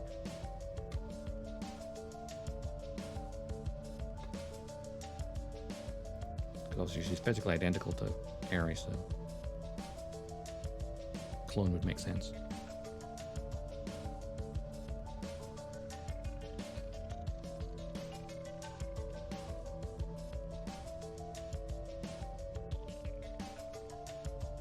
And it's probably the least far-fetched theory. So people think she's an android. But she's literally made of gun format. It's like, okay, if that were true, she would be dead by now. Because they used antidote, and if that turns off gun format stuff, she would not survive the fight with Grassley. So Soletta is just a human being. She's just a girl inside a mobile suit with her older sister controlling the gun bits as part of this mobile suit. Sisters be doing it by themselves. Am I right? Of course, the lyrics to the first intro, The Blessing, Shikafu, or The Blessing in English. The English, obviously, version of it, easier to understand the lyrics. It does say about we were not puppets to begin with, so like, you know, the ally to write our own story.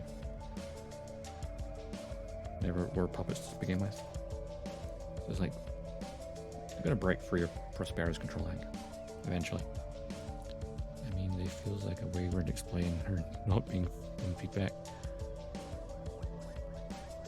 Yeah, I mean, straight away, the previous week's episode, where obviously it overpowered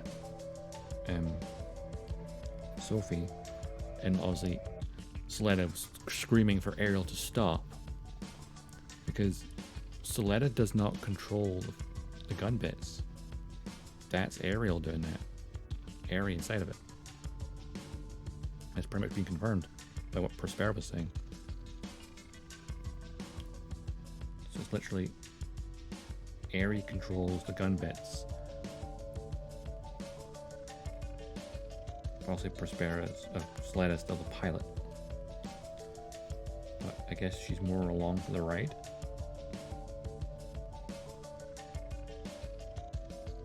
And the real pilot is actually Ari.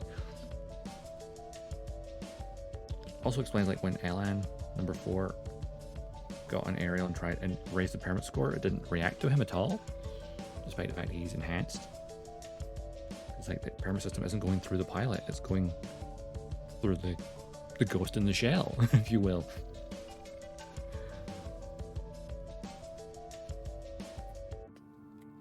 It's going through Ari. It doesn't have a physical body, so impairment score doesn't affect her.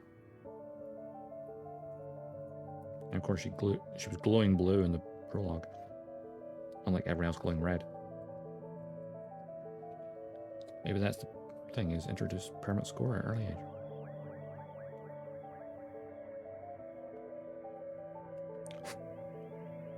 I need this bit to go there.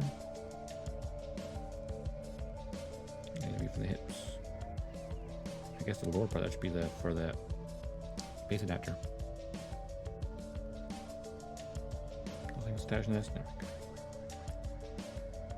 And close the torso. And I hope you get the nubs of this parsed out.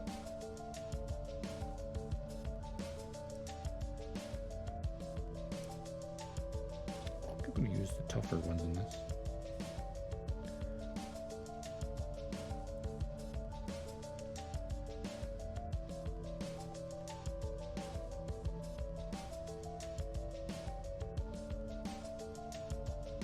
And I feel like Harry. Actually, the thing is,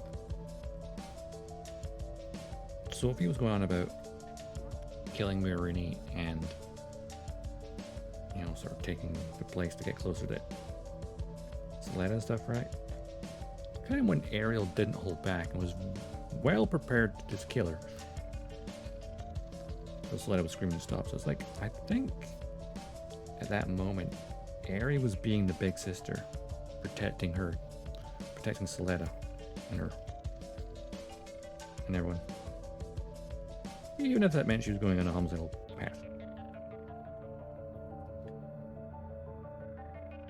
Of course, I suppose in the end they technically didn't kill Sophie. Sophie just died to the data storm overload.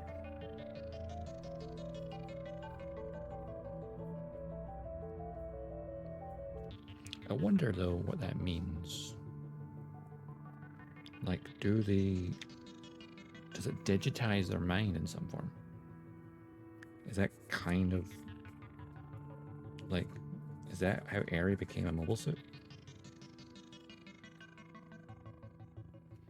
She got a new body after all. There's so many questions and not enough answers yet. And then, you know what? I'm fine with that because it allows us time to theorize and think things up.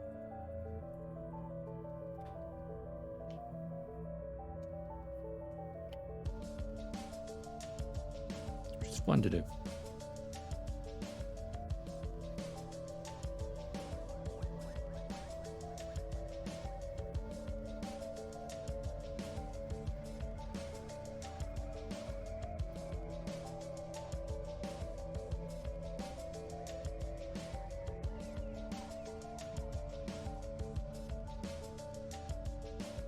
I'm thinking the next episode will probably be like the aftermath of the attack at school. Because obviously all of Earth House were taken into questioning at the end of the previous episode. Even though they want to arrest Nika because she's the one that pretty much expected being colluding with terrorists. I guess I'm going to interview everyone at Earth House because, think about it, there was 2 new exchange students to Earth House that suddenly attacked with Gundams.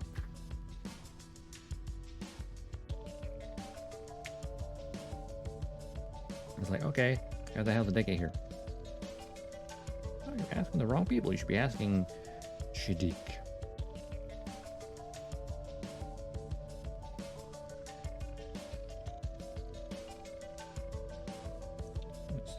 That way up, okay.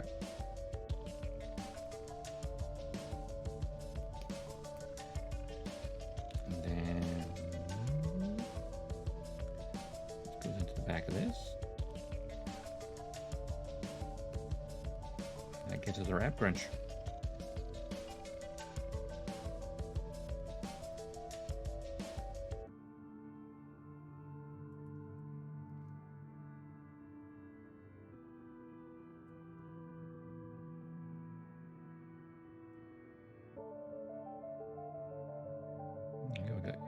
Inner part of the torso.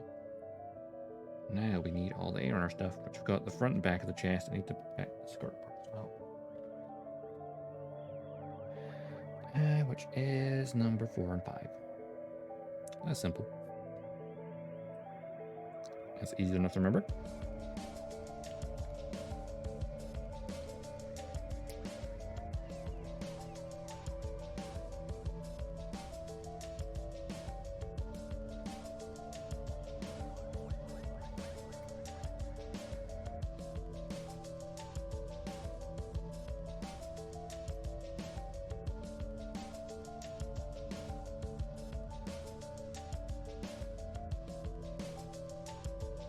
Okay.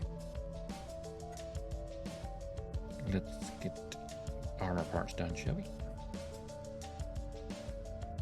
Starting with number 2 for the back of the arm, back of the chest, torso. I know words.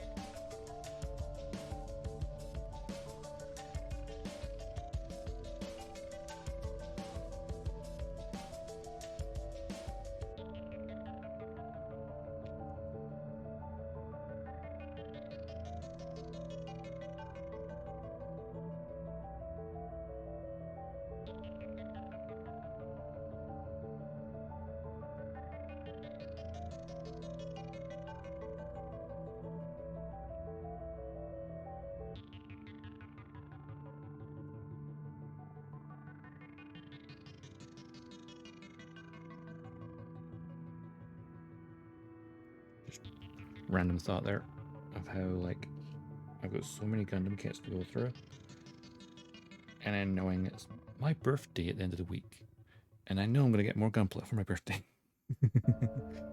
Oh no, the pile will get bigger.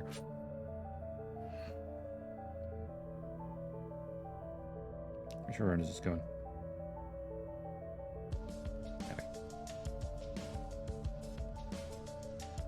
Yes.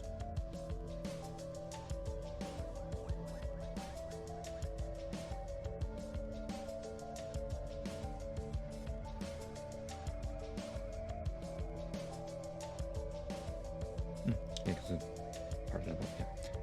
We have like way longer than I should have to realize that. Okay, then that goes there. There, anyway. Back armor. The front armor.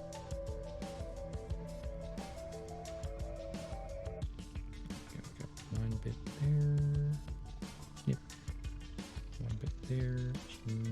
Oop, got pinged off somewhere.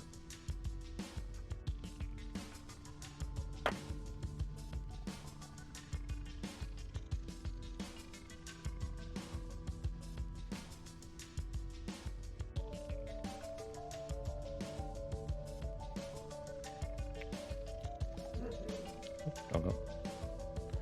I think Luna's barking at pigeons again. Birds in general. And she just likes leaning at one of the windows. And just I don't like the birds.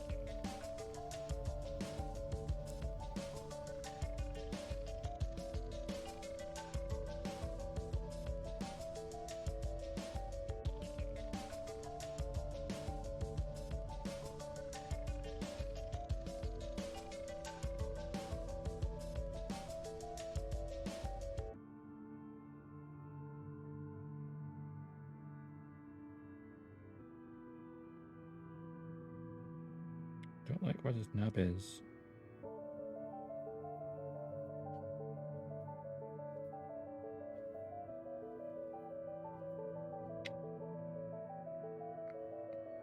Maybe angle the armor slightly down that. Oops, a daisy.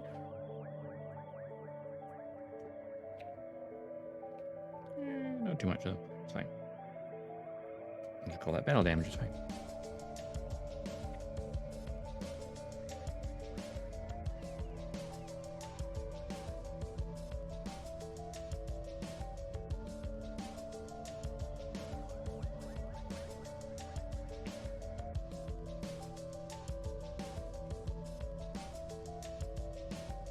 The advantage of white parts is stress marks will just disappear.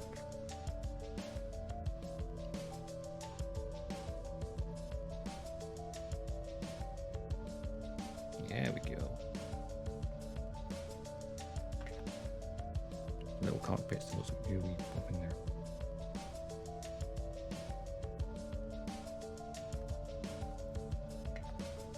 Yeah, I feel like there should be something behind that little cockpit bit. You know, just like put a little bit of paint underneath it, just to make it pop.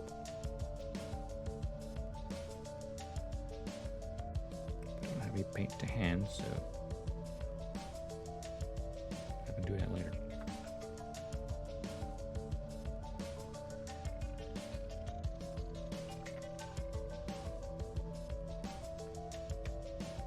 Skirting armor.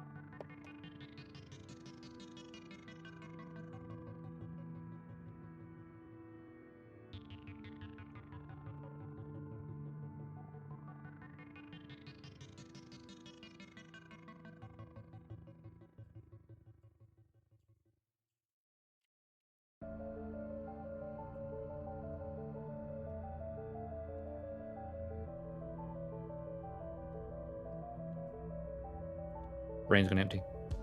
Head is empty. I feel like everything I wanted to be, like discussion wise, I thought I've done it already. What was the issue I have? Like I expend all my energy in such a small space of time.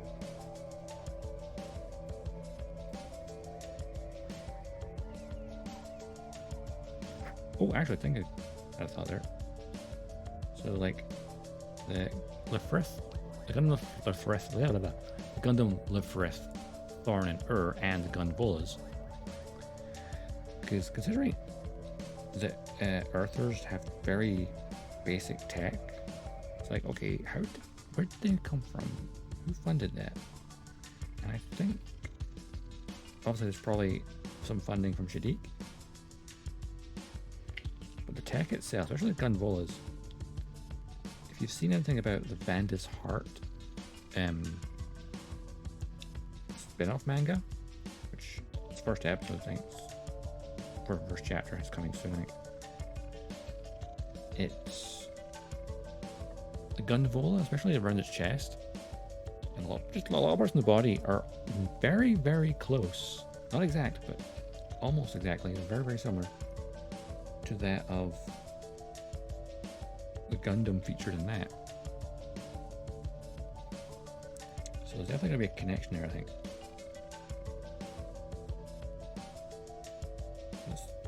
Perhaps the Vanda's heart, that remnant of Vanda's Institute developed them, perhaps. Ah, good skirting armor goes up and down.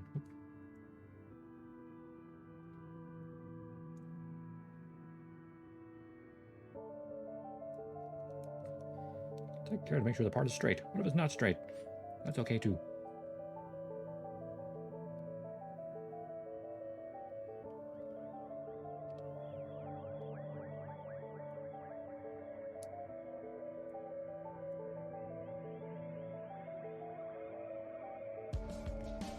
I'm really unsure how far into this part goes.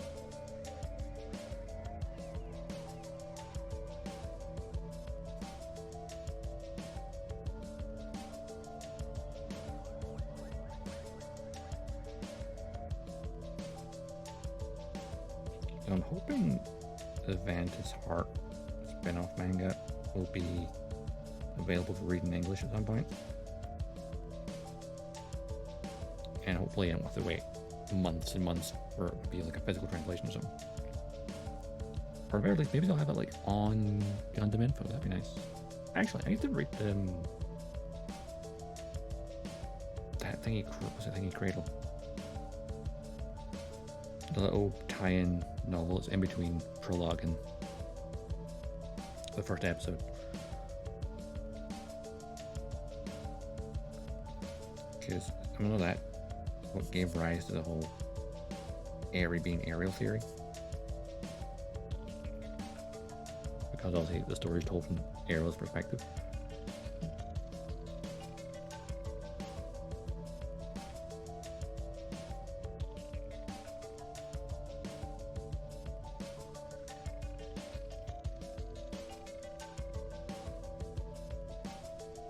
I can read that still.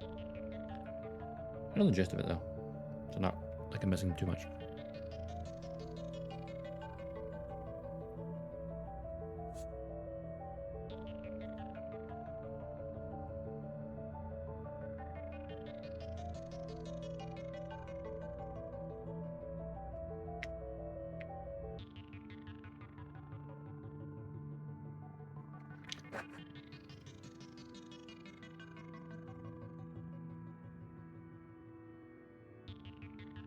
This one should be simple enough. Just slide on the back. Skirt. Okay. Okay, well, there's the torso.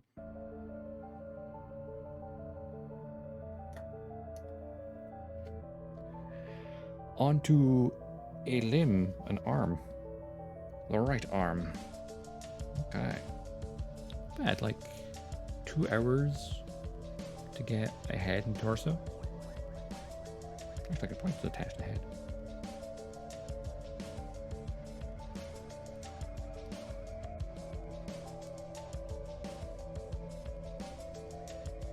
It is a weird shaped head. Very alien looking. Which is really cool. Catch the light more.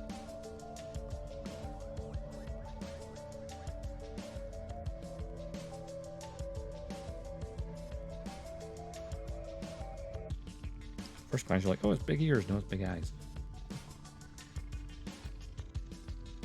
Right, arm. What do we need? We need A, B, D, and E. Starting with B and D. With different purples. We can go purple today.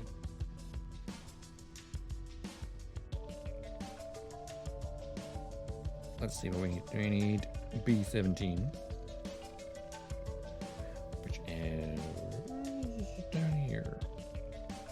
October. B-17s.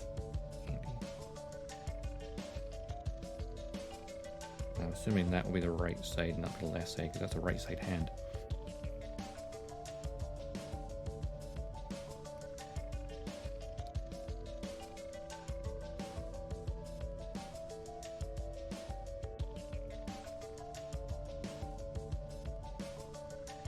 B-17.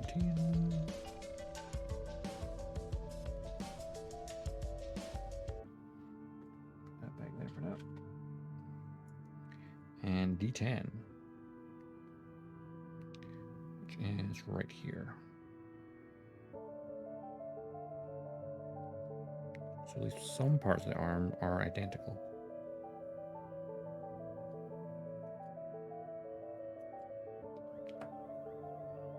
I guess this one's having to build one arm at a time rather than doing them both. Like, because there's other parts that are like more confusing.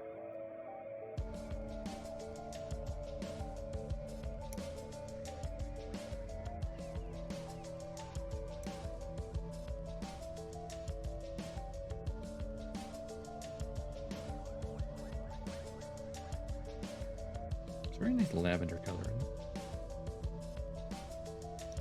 Pretty much identical, I look into the Gem Intercept custom in terms of purple.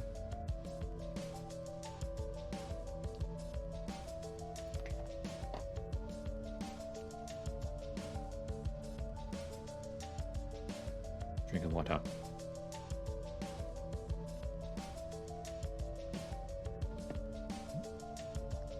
Quickly change the link.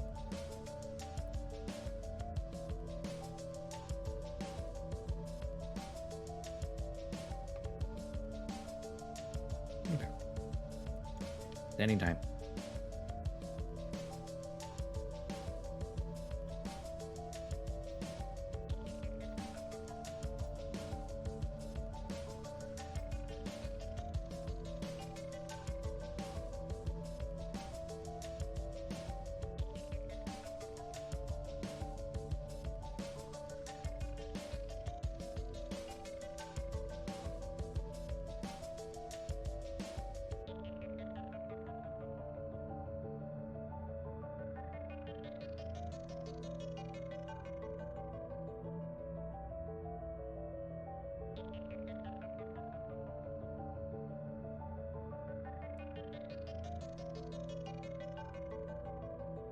It's another thought.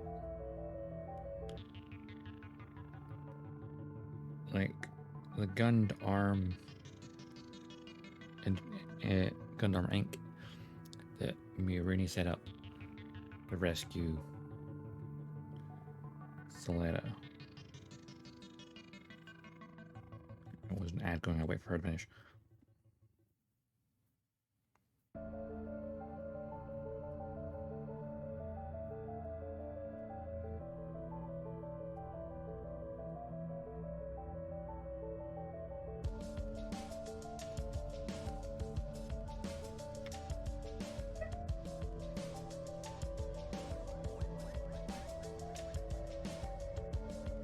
Right, so the gunned technology, right? It's meant to be like another step in human evolution, making us better prepared for space. But also, if everyone adopted some form of gunned tech, then yeah, the override definitely override everyone. It's like, hey, this medical technology can save you. Also means we can control you. Oh yeah, that's a cyberpunk dystopia right there.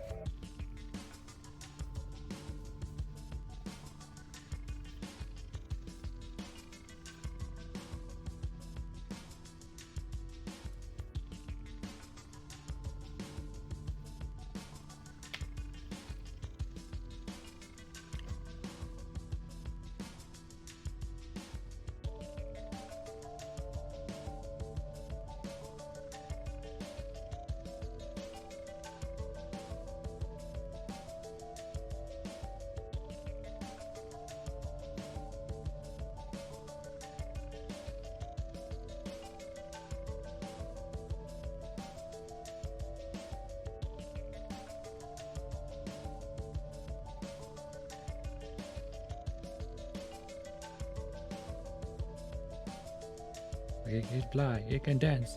Aerial. We'll get to that. Building that at some point. I still like every day that the Paramount Score 6 version of Aerial's P Bandai. Oh, think about P Bandai. I did learn it a few days ago that Europe is finally getting a P Bandai store in France. Only France, apparently.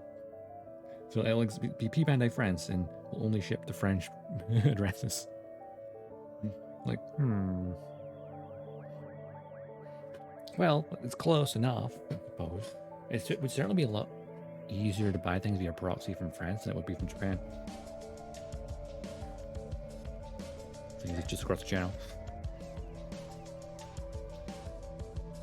P Bandai UK one day. Or just P Bandai Europe in general, just be good.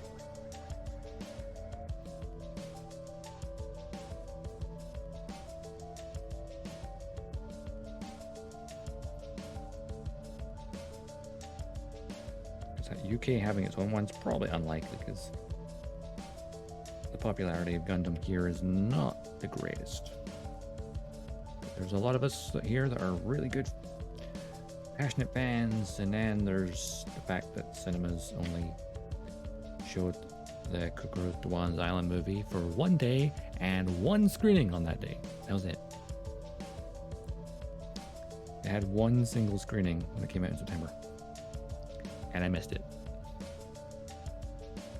So I have to wait till the English DVD or Blu-ray, which I have no friggin' clue when that's coming. I wanted to watch Kokoro Dewan's Island. I have a bunch of the P Bandai kits pre-ordered as well, because I need them. Because they're Origin variants. And I love the Origin kits. Origin high grades are so freaking good.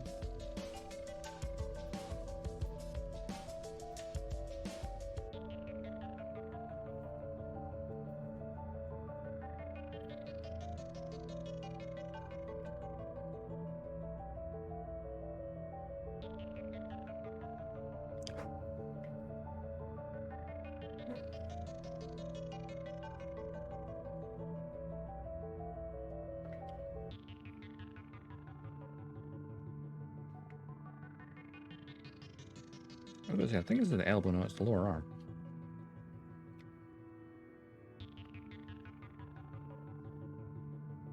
Slight stress part there. That's fine. Right, let's see, which way does this part go? It goes so that way's up. And then that way up. Yeah? No, all the way around. That way up. Yes, yes, yes. Yes. Yes. Big Rogo and the IG-12. Yes. Yes. Yes. Yeah, it costs a lot, but if I got P Bandai kit, I'd want it. Octopus Ball Hybrid. Oh, the Polypod Ball. Yeah, I think I've seen that.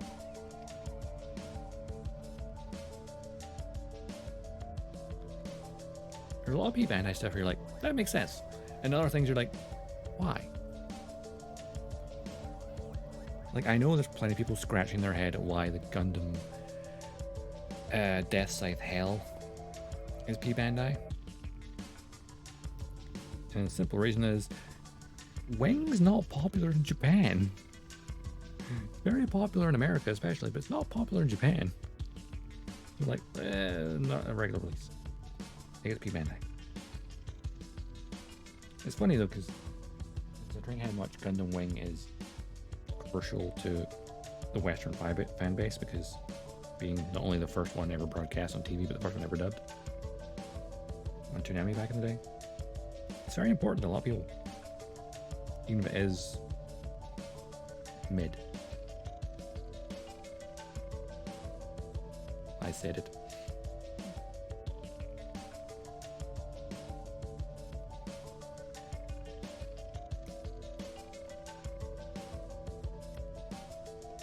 Though I will always love the Death Scythe, because Death Scythe and Ampion.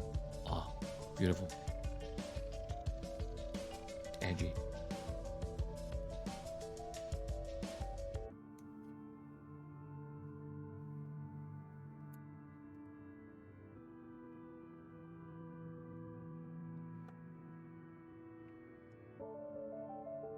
suppose the Wing Zero enters Walt's custom as well. Those wings are magnificent.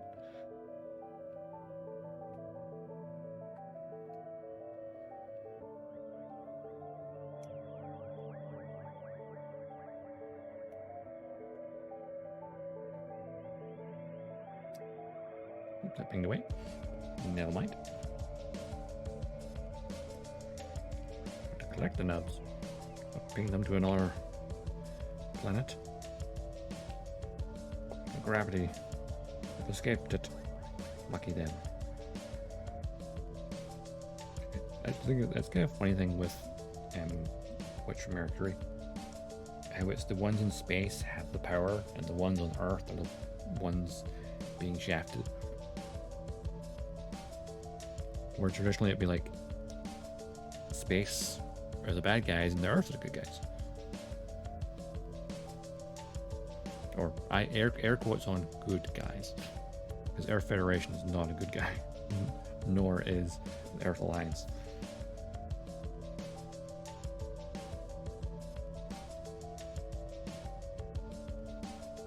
That's always a good thing about Gundam is there's good people and bad people on both sides. Because they look like the bad guys doesn't mean they're the bad guys. Like Zeon, at least when they started, had, like when they started their war, they kind of were in the right. Then they dropped the colony in and they're very much in the wrong.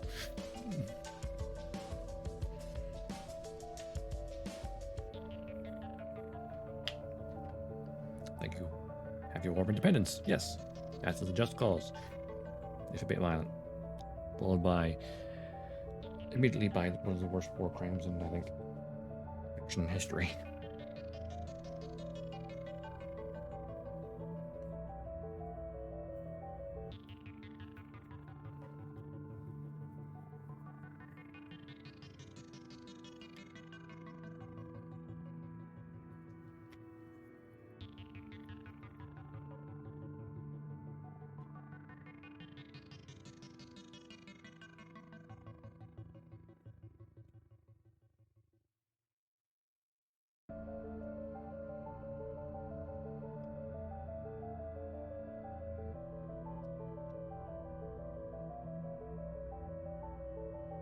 I have some parts I can sand very quickly. Mainly the white parts. If it's a nice flat surface where the nub is, then easy peasy. But when you have like curved surfaces, it becomes an issue. You just be very careful not to mess up the curve.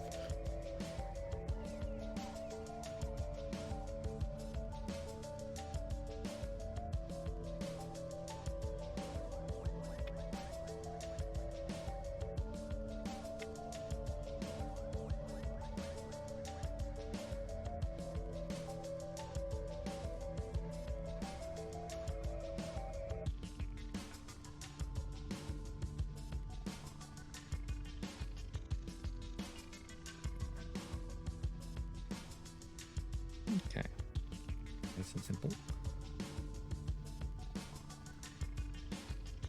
Wait, these parts just go together and that's it.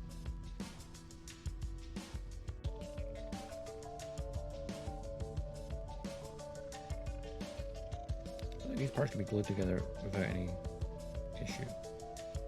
I think I suppose there's actually maybe a panel in there, perhaps. And then this part goes like this.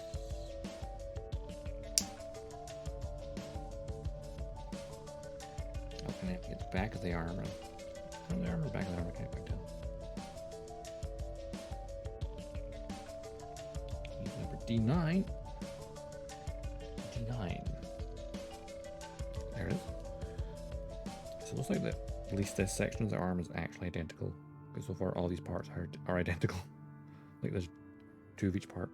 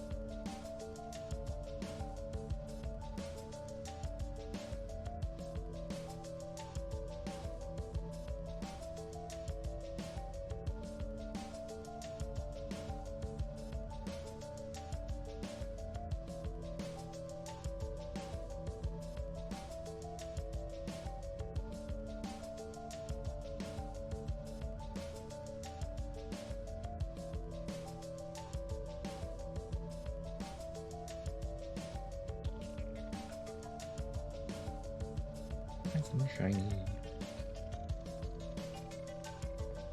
Shinies. There's a shiny in you, just like your armor.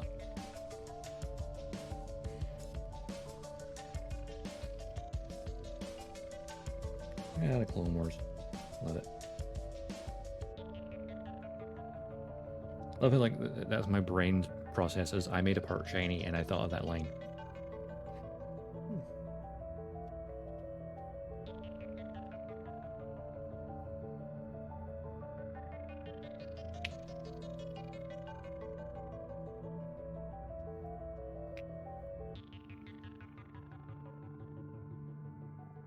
I think it's Star Wars. The Mandalorian season 3 finale was pretty sweet. It didn't go the way I was expecting it to. I think a lot of people didn't expect it to go that way. But damn, was it cool.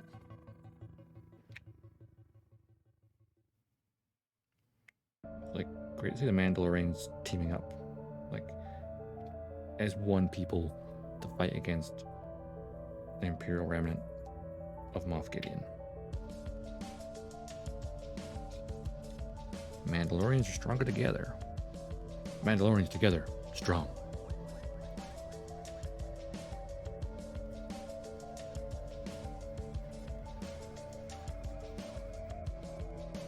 Just a sucker for cool looking sci-fi. That's me in a nutshell. I am just a sci-fi nerd. I mean, could you tell? Everything, and this piece of music you're hearing in repeat is called Sci-Fi by Bensound.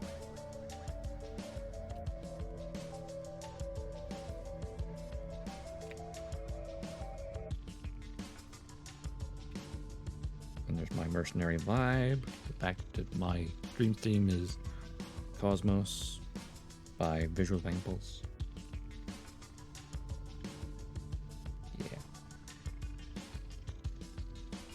Goes on, yeah. Yep. Now I know that's the back of the arm, that's an elbow. Okay, I need number A3. The collar, or it's like the wrist. A3. Well, there we go, A3.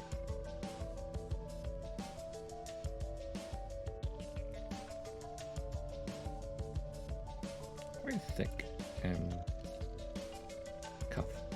That's the word I'm looking for. Cuff. Not a collar, a cuff.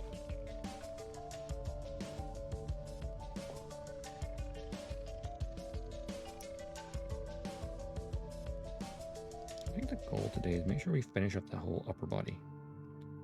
Kind of like what we did with Little Frith, where stream 1 was upper body, stream 2 was the lower body, and stream 3 was the weapons and detailing. Ow. Those nubs, it's like jabbing my fingers.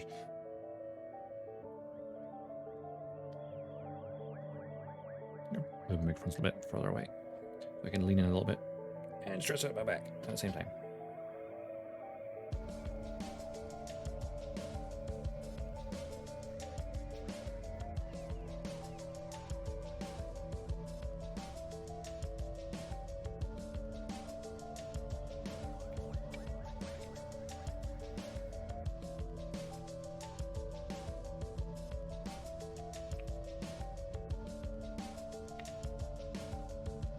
One nub gun.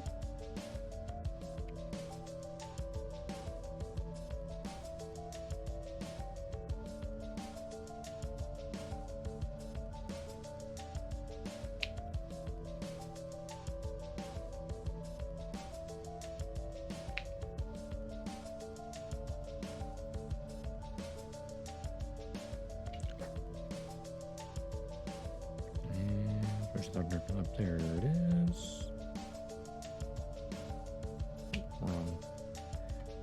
Thing about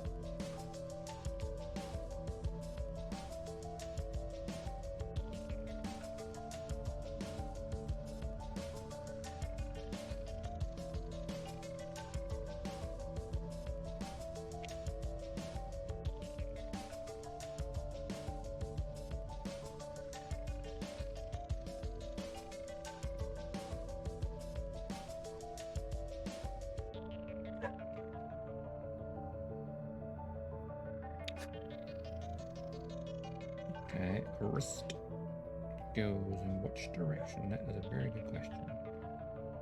That way, and this goes on like this. Nope, like this. There we go. So that's the lower arm. Actually, most of the arm, when you think about it. Look at that bend. Check out the guns. Right now for the shoulder, I think, yep. So I need B, and D, and E, and A. And then we can put some parts of it as well. And the hand, cool. So the whole arm is just this one page, or lower page. Pretty good. Speedrunner.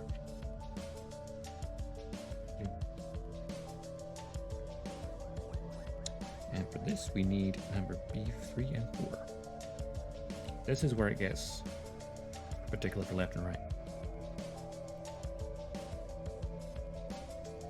That's going to need stickers for this as well. Which I'm concerned about because there's a nice bit of detail over here.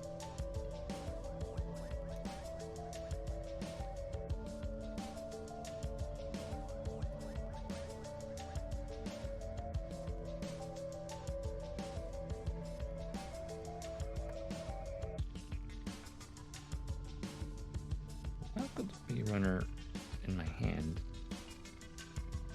14 and 16? Okay. Yeah.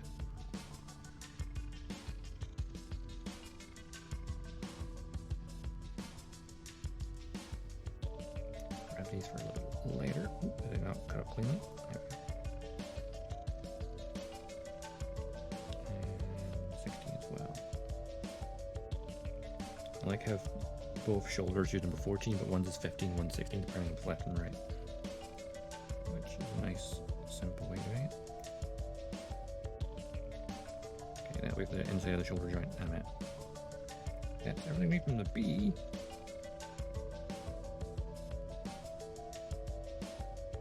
We also need the D. No, not that one. Dirty minds.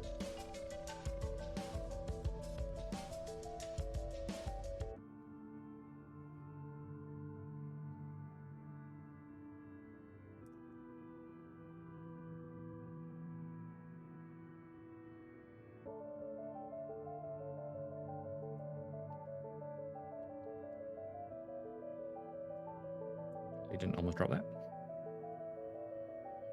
And then E and A. Okay. A runner. I'm just gonna get the parts off of this shoulder. 10, 11. Which are identical.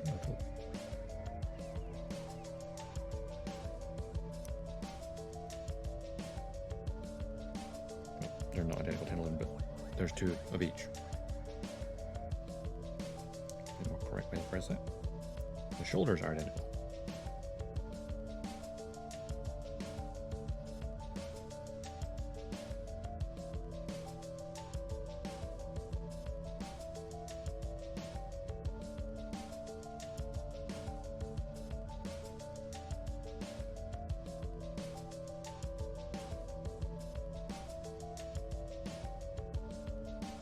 Okay. Everything we need apart from the hand. And that's not important right now. Switch the spine out.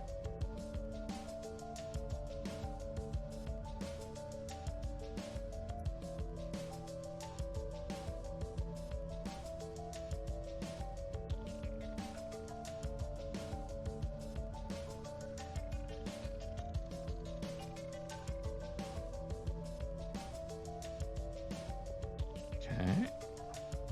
You're on.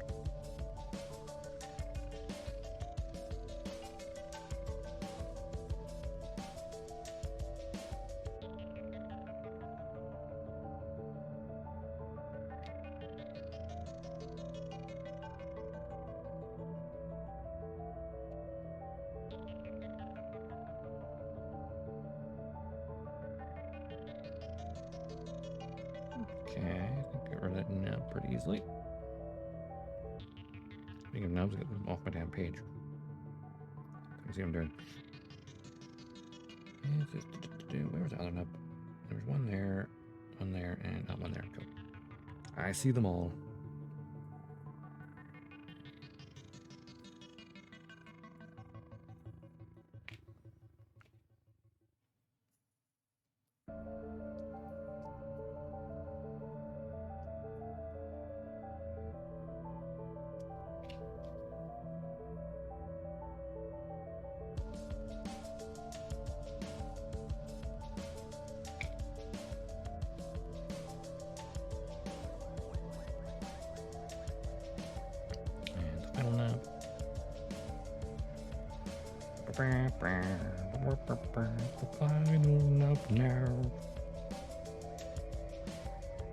I'm terrible now.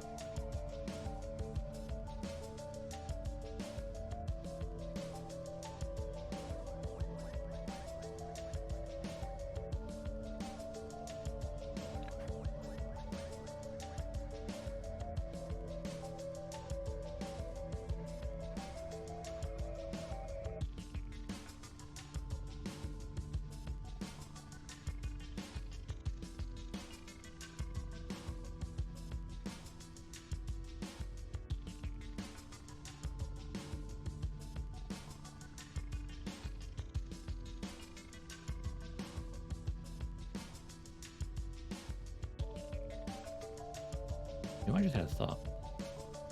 Right? So, the most recent episode of G-Witch was called Father and Child, right? And it primarily focused on Ghoul and the aftermath of his father, Shadiq talking to his adoptive father, and then at the very end, Mirini talking about her father, or someone else. Of course, no Soletta in that episode at all, because technically she doesn't have a father, because she's probably a clone.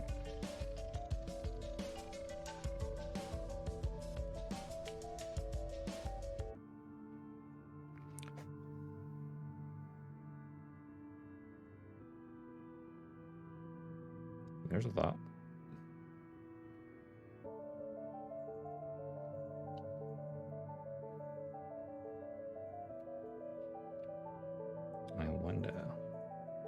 I wonder what's going to be like when Soletta learns about the truth. How that's going to maybe break her. And she'll be in denial, right? Everyone usually is. Maybe like when Kira learned he was supposed to be the ultimate coordinator, like not just a coordinator, but genetically, specifically tailored to be the ultimate coordinator.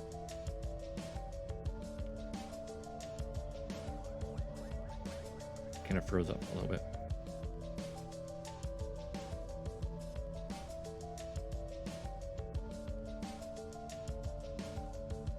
Yeah, of course, it wouldn't be the first time Gundam had clones. Now, the first clones appeared in Double Zeta, didn't they?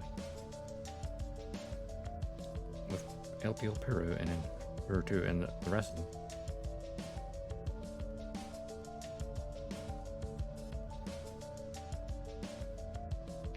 And of course, Seed had clones as well, because Rallo Crusade was a clone.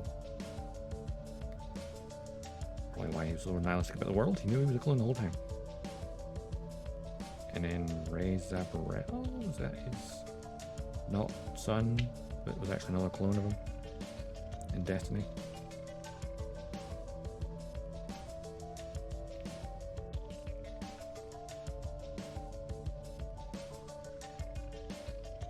And I suppose you could say, well, Full Frontal's not technically a clone, he's surgically altered. Kind of like Ellen, I guess. Except he was also implanted with the memories of Shar that were recovered from the Psychoframe data recorder of the Suzabi.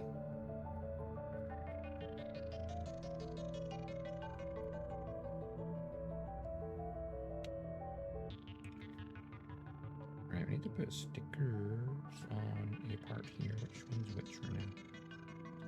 This part. And then this part attaches and put a sticker on.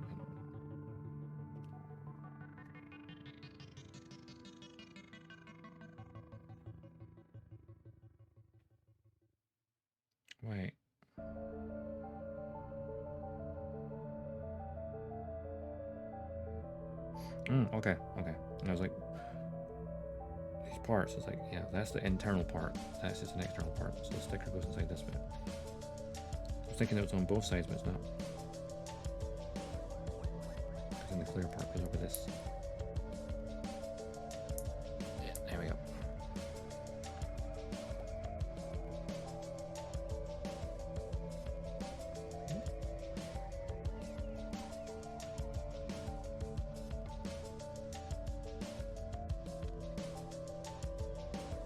Sticker time. Number 4, of which there is 2 of those. Number 5 will be for the legs, I assume.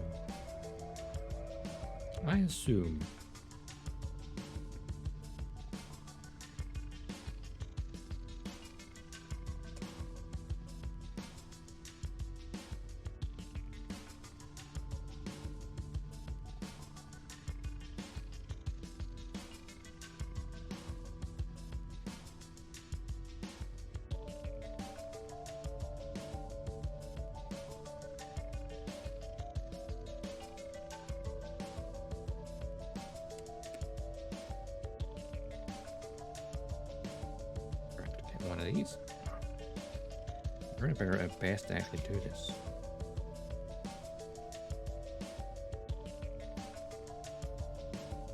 Probably grab it from the big end, right? And then place it with this thin end first. That's what I'm thinking.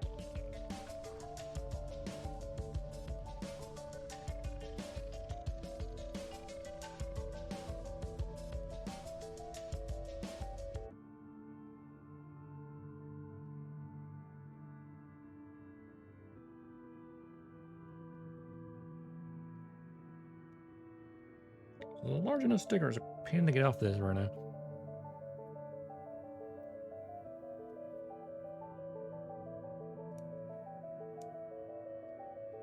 Come on.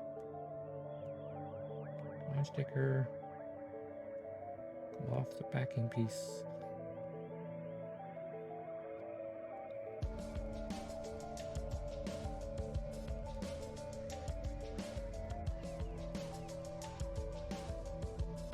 There we go, got it. Ah, I see. It's just the outer part of the sticker, not the inner part. Which means the inner part is going to be a different color.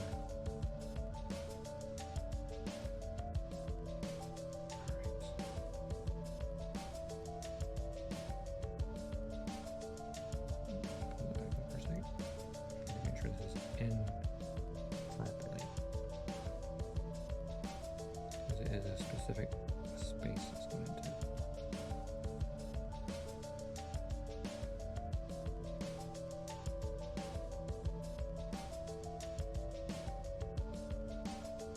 Okay, that looks nice.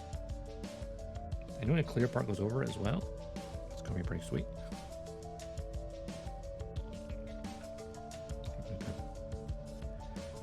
Should go grab some like cotton swabs. Kind of just make sure it's squished down. Instead I'm using this, which is soft at the very least, relatively.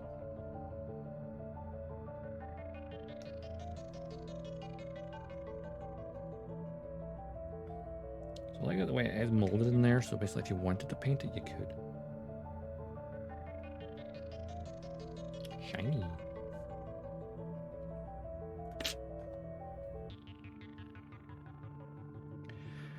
I need E3 to cover this up.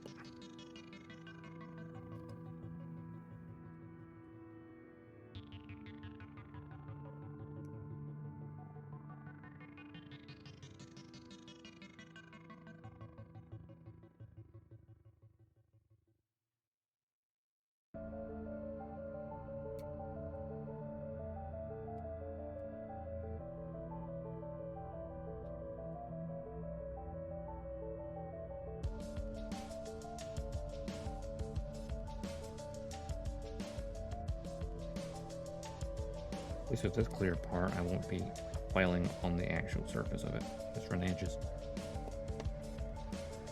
That's a mistake with the cockpit.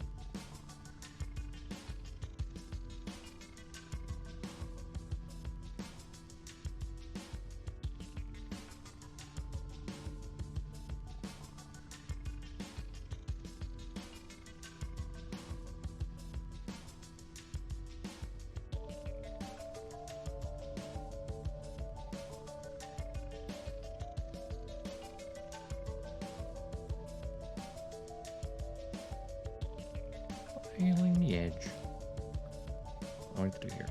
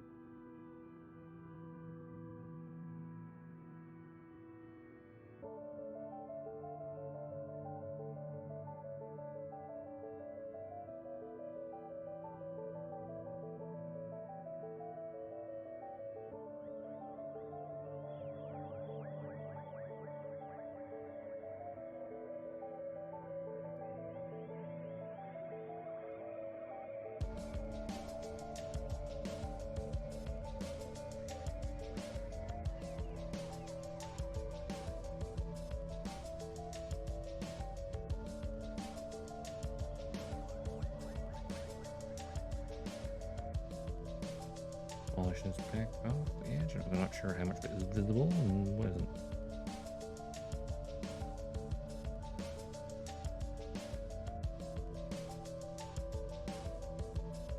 This is like one of the tiniest clear parts I've ever had to mess with.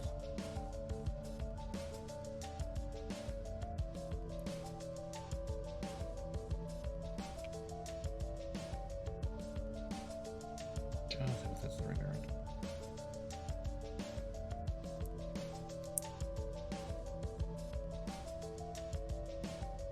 Okay, it's kind of just sitting in there. Doesn't feel like it's clicking in place.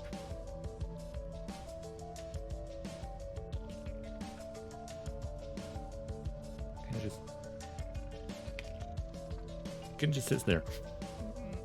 I've possibly filed a teeny weeny bit too much off the edge and now it doesn't fit right. Well, I suppose the arm will hold it in place once it's there. I need this part first. This is the purple D14.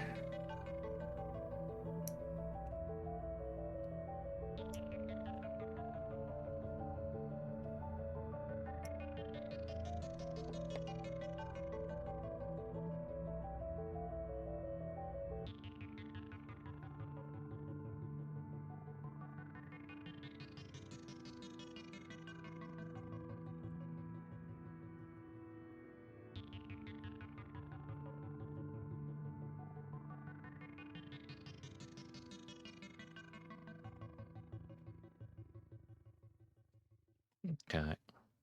That is pretty good.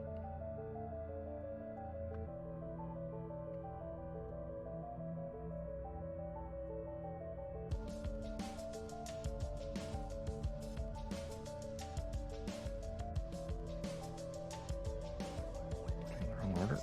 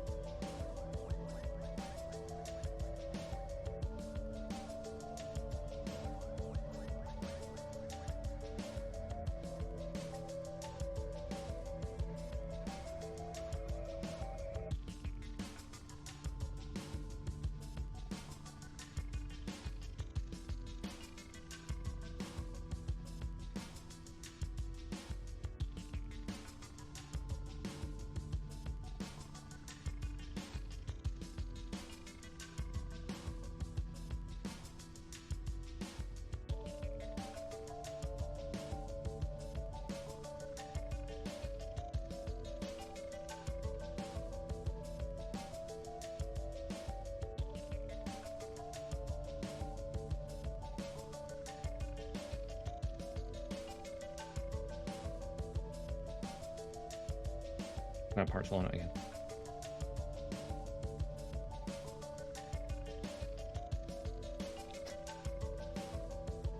So yeah, this clear part does not want to stay in place.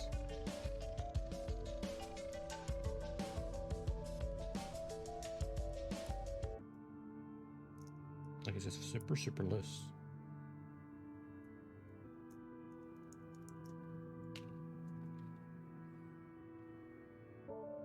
I'm going to say this is not a good design.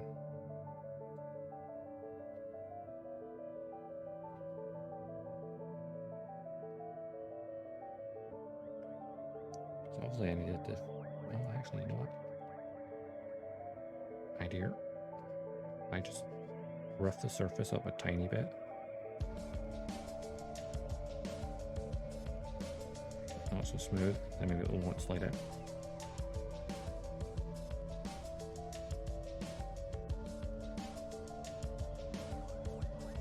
Maybe. I don't know. Depends on.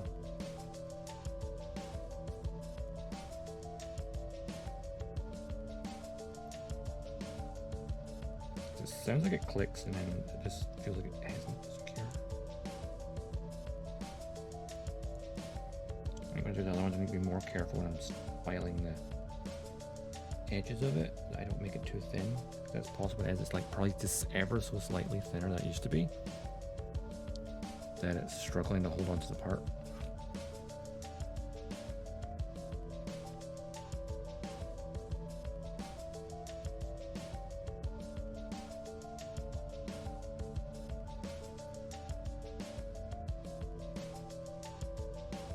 Just probably my best sticker over there.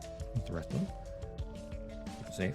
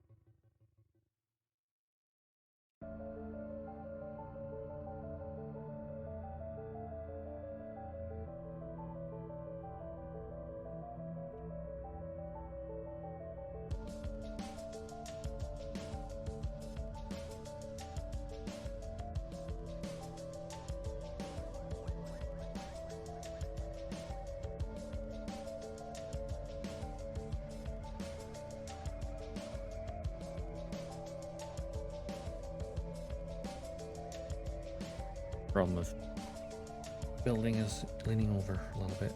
My back's just like, why have you done this to me?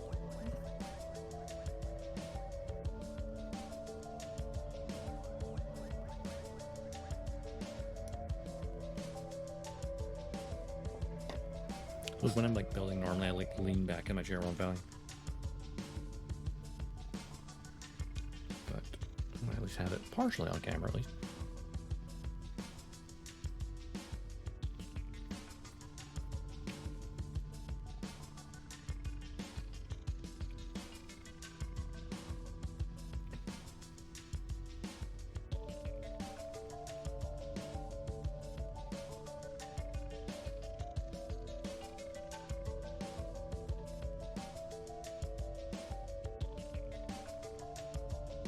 I'm wondering, like, when do you think we'll have any G-Witch suits in Gundam Evolution?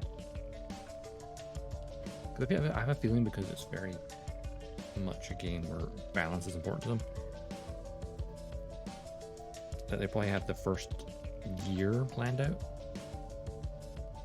more or less. At least have a rough one, like all the ones they want to put in. So I wouldn't expect to see any until probably the second year of Quantum Evo.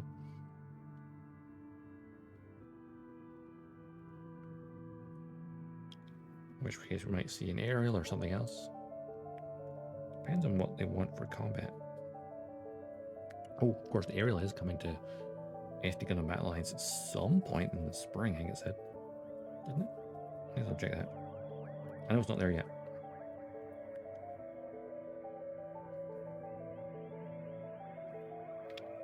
It'll definitely make me go back to the game, I think.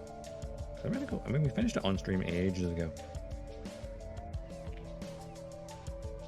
But I still want to go back to the end game stuff and, of course, DLC.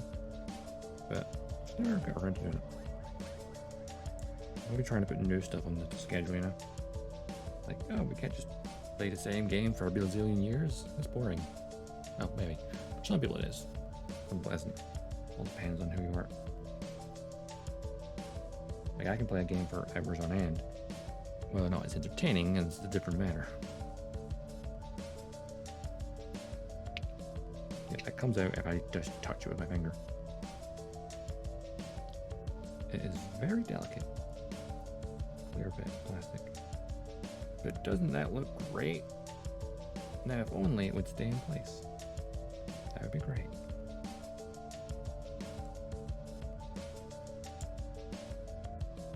I've got that piece there. That should hold it in place. Yeah, see, that's better. See, once that's in place, that will hold it.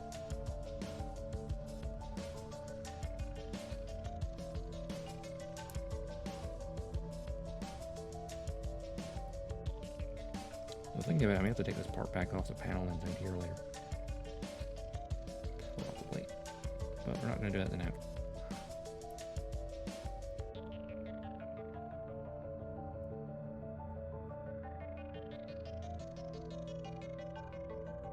Here we go, a shoulder. Just need the shoulder joint and the hand, and then that's one arm done.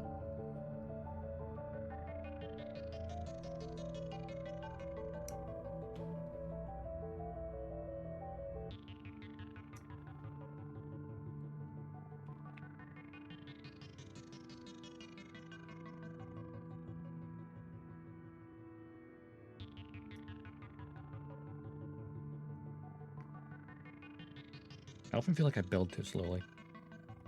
Like, if I wasn't sanding so much stuff, I could probably, well, maybe not 30-minute mission type speed, but even then, like, something like 30-minute missions is only accurate if you're not actually sanding it. Like, 30-minute missions, build in 30 minutes. Yeah, if you're only cutting out the runners. If you're sanding as well, it's going to take you longer.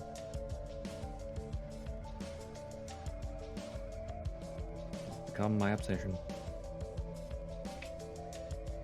I mean, I've built enough kits that are a bit shoddy looking, so I've gotten more obsessive over time. A little bit.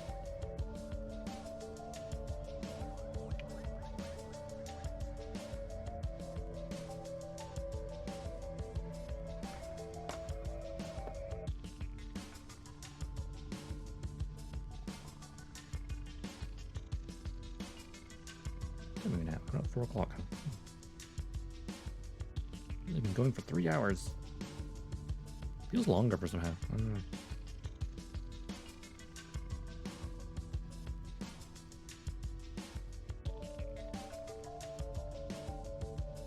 Probably the time I spent setting everything up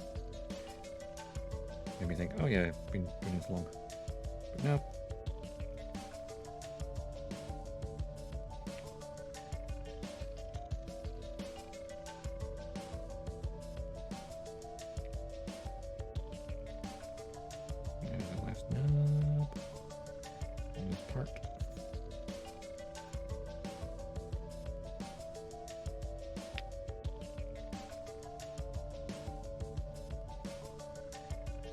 Definitely a lot of paneling potential in this kit. Like all the joint areas, especially. I'm trying to think what do on the purple for paneling. And like the gray I'll try first, but I might have to go resort to the black. Especially the darker parts. Definitely do that thingy first though. The gray first, because that might be enough.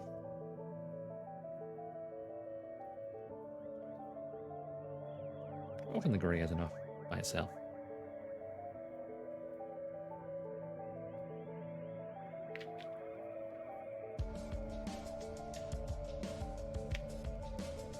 Like on the first it was fine because I was just white, gray, and a bit of in there as well.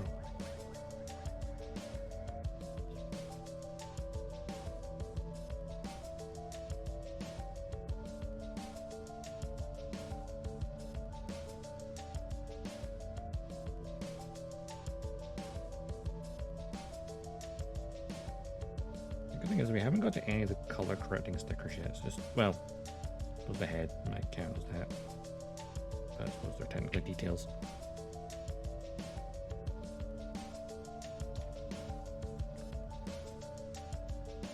Just got that in time. Pinged up my hand, but landed on my chair at least. Okay. And how's this go together? That, and this goes underneath, like so. And the shoulder joint goes on top of that.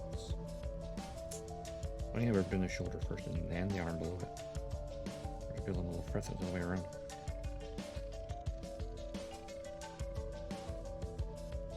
And an arm, there we go. Just need the hand. On the back of the hand as well. B and D. It's funny how, like, technically the frame's purple. When you think about it. Number 4. Or the back of the hand. So, back of the hand, light purple. The hand itself, dark purple. Which is very different from the normal gray. Wondering though if it actually on the box art is gray, because that'd be irritating if it was. But it's kind of grayish purple, so yeah, that's fine. Well, what am I on? I don't know. I just am. I think I got a good amount of sleep today though. Drop the hand. I dropped the hand. I heard it hit my chair, but I don't know where it went from there. Shit.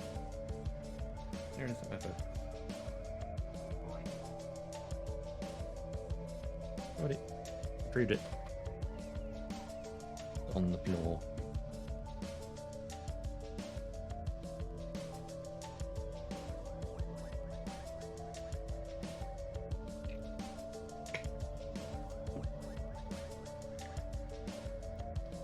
Right then.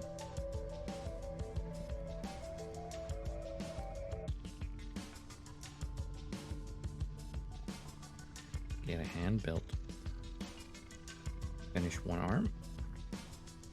And start on the second one. Second limb syndrome, baby.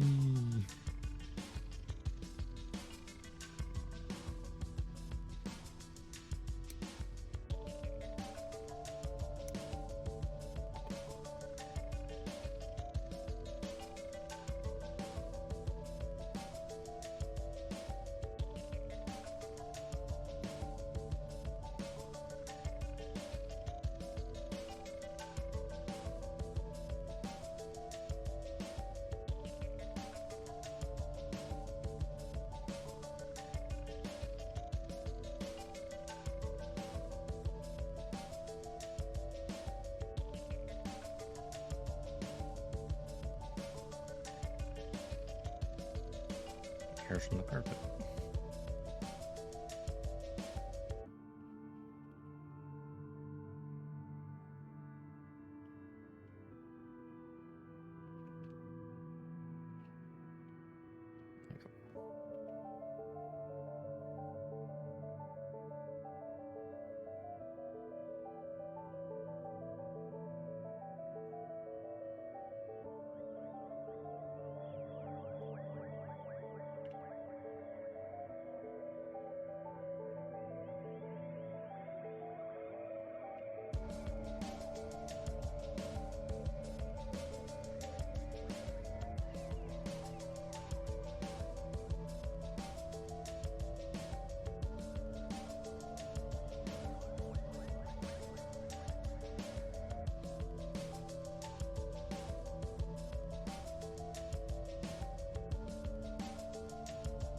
Where's that other nav?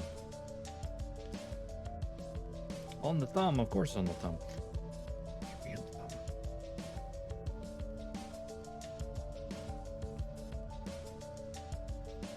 Very, very careful not to damage the look of the hand.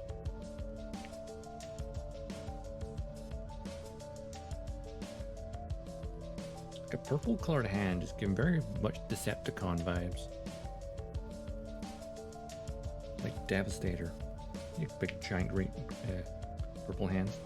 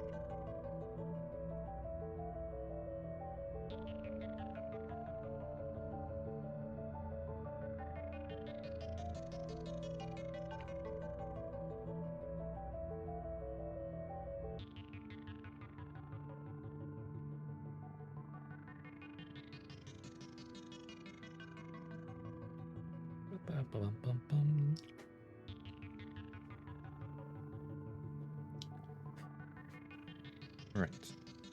That is the right hand. Good to go. You know, the purple and purple is pretty nice. It doesn't even look like purple, the hand, in that way. It's that's much of a grayish purple. Come on, hand. Well, that is a very... Okay, that's like a very tight hand. Actually, it's like, can you push it all the way in as well? It's interesting. Right. There we go. One arm. Neat. Now, rinse and repeat. On the other side.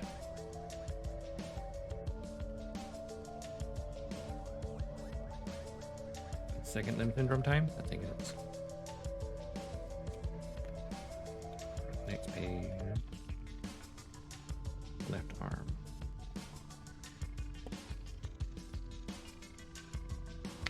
You're gonna see your head because it's a fold. Wow, the legs are on this page as well. Or one of them is.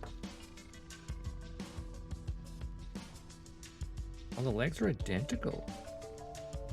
Oh, okay. So I should build them both at the same time.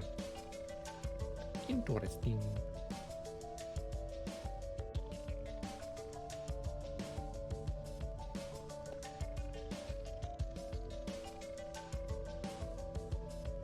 That'll certainly speed up the process later. All right, other arm. Let's go. We need... Maybe it's not parts. B-Runner, which I do need purple bar. I've already forgotten half the shit I need. What have I? I can just look at the runner and see the parts that are missing that are identical and just cut them off because I know I need that. I know I'll need this hand a little bit later. Also not right now, but later. There's a hand. B1 and 2. Or the shoulder itself.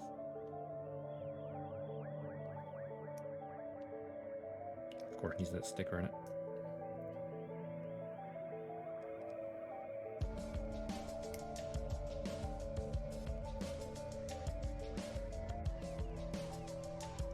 The second limb can go a lot faster. Because at that point, you pretty much know the parts and can just cut it off without even looking at the manual. I know we need these parts later. I think it's everything for the B. No, 14 and 15 as well. Internal mechanics of the shoulder. I think if I cut this part off, then everything else that's left here is for the legs.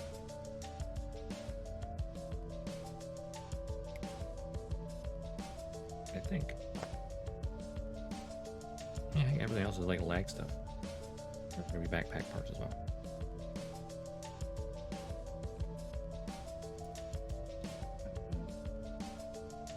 Bring out the B. Oh, sorry, the D runner. Or we're just using the B runner. Grab the back and see the hand. The back of the hand. In the face.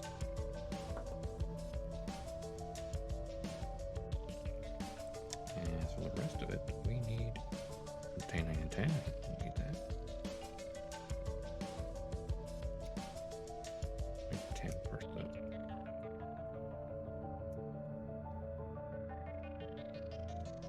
Things for the back of the arm. Honestly, the arms are identical almost. They're just slightly different with one or two parts. Other than that, they are identical.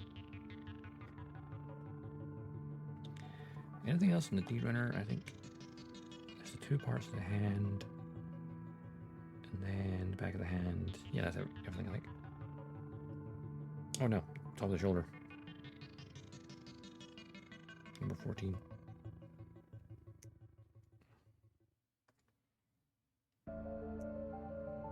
Almost forgot about it.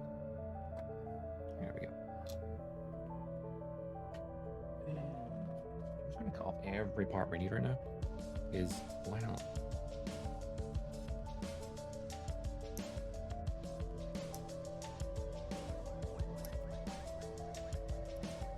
So you do your second limb, you just cut everything off.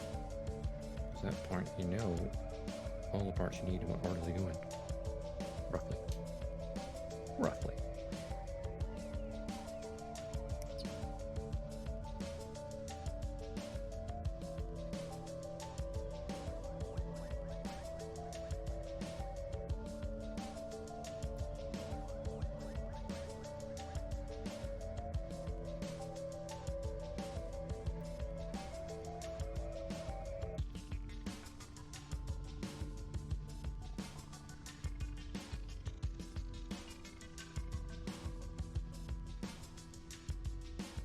The only white part going to be left here now.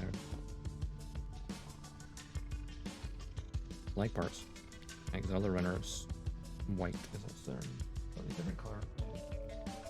Legs. Alright, that's every part we should need. Well, minus the clear part that's on the runner in front of me.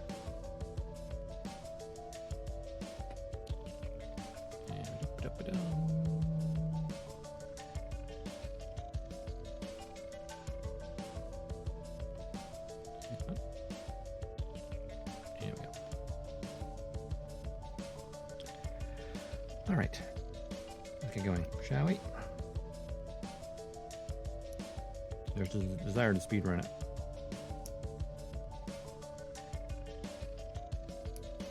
I am curious as to how quickly I could build a kit. I just didn't sand it at all. Like, just do the twin snip method. The Mekakakotsu method. What he does for reviews. 2 snips with the god hand.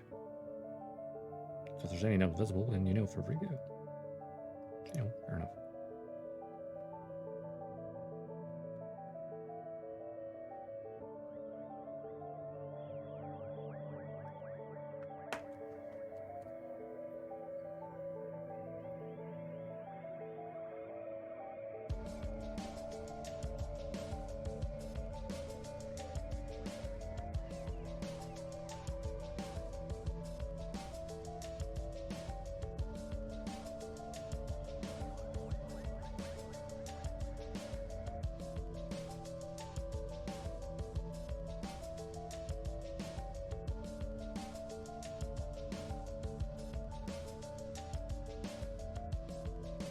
I need to kind of think about what I'm going to do for stream next week, because at least 2 of the 3 days I would stream on, I'm going to be busy during the day.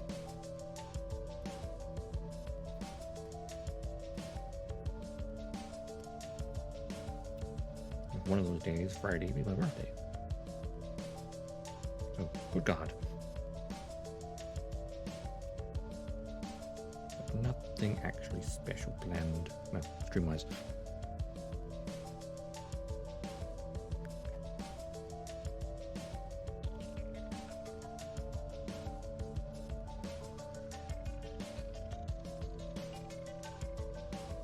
I would like to have got something ready for it, but time is not always on my side.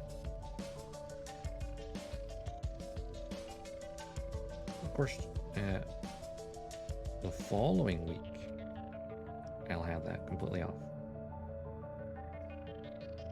Yeah, I couldn't have my birthday week off. I had to do the following week. So, that will be when we do other stuff. Including maybe a 12-hour stream. Maybe. Probably. It's tempting.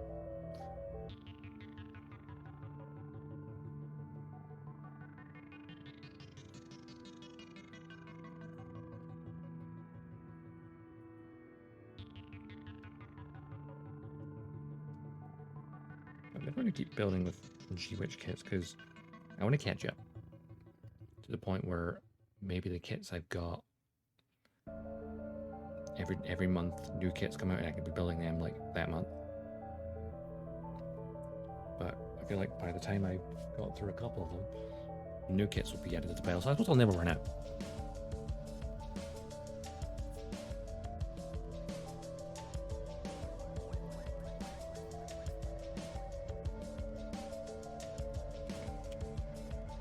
I'm not thinking, I guess.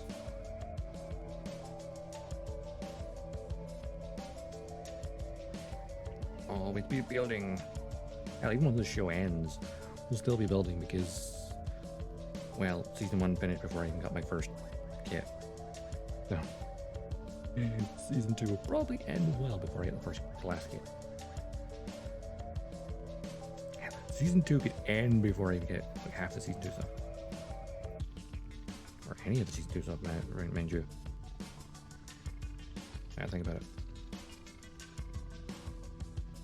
The Gunplas, for example.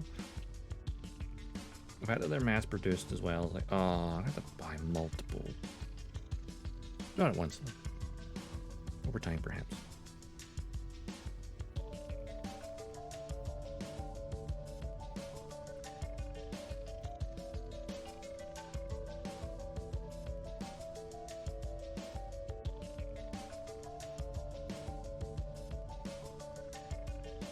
Or one thing I was thinking is, because obviously the Lauda's the Lancer and Standard the Lancer. Like, obviously you can build it one of the two ways. And of course, during the second episode of the new season, the big Battle Royale one, we saw Lauda and his repaired the Lancer after Fuel got wrecked in the first season. And then Felsi and a Standard Lancer. So, I guess I need to have another one of them so I can have one as Lauda and one as Felsi.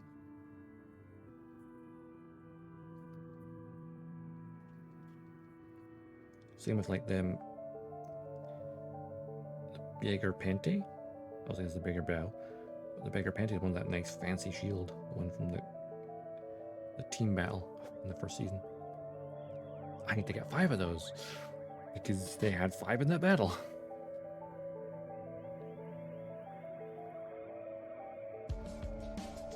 And of course I got Ariel in the backlog. I've got True Damage Rainer, but I'll need to get 4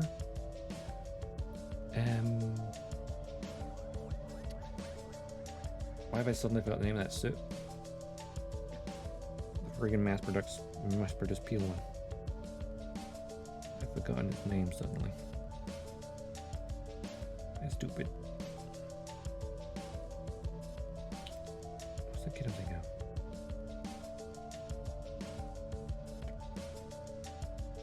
One of those like an armored core suit. Or that's just Peel Industries in a nutshell, I guess.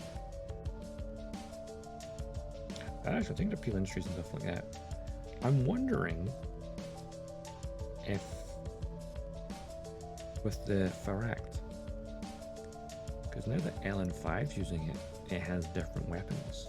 Like he's only used these twin pistols that merges into a rifle, rather than the sniper rifle that LN4 used. And he's not yet used the gun bits with their EMP weapon, or their stun weapon. So he's probably not as good as a pilot as LN4. Of course, he doesn't want to risk using that stuff unless he has to.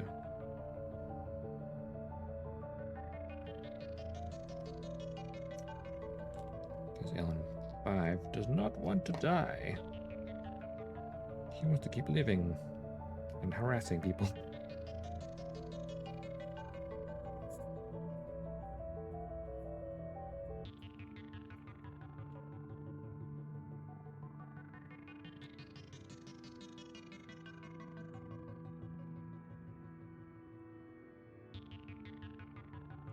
Not begin. Right to the bottom. Or I clean one, cut one of them so cleanly. I'm like, wait, where am I cutting? Just filing even.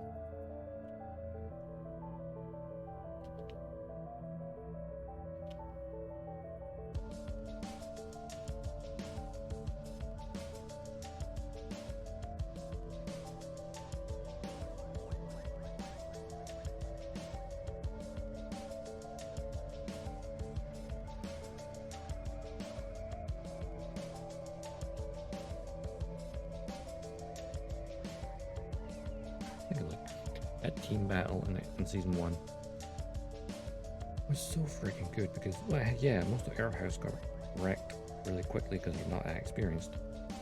Choo Choo held her own against. Shadikin is Michaelis. Obviously, he had the firepower advantage.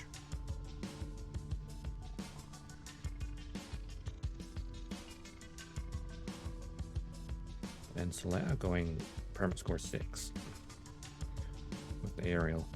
That just turned the tide. It was great. She was taking on a whole team herself. But even she has limits. But luckily, she had a team to back her up.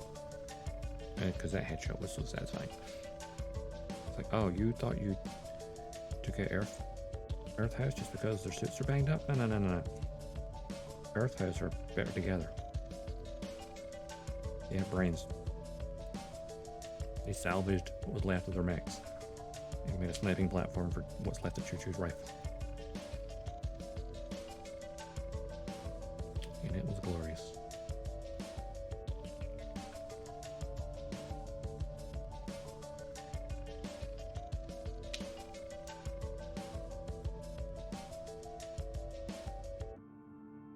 Oops, wrong one.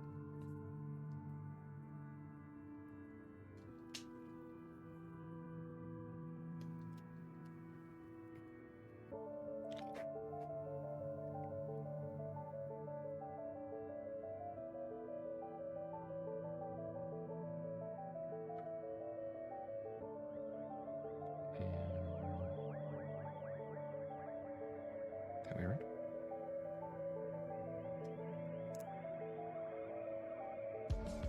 Yes, bit. So you haven't got all the parts already, making this go faster. We're not constantly turning around, having to search the runner. It's like, hey, we've got the parts, let's go.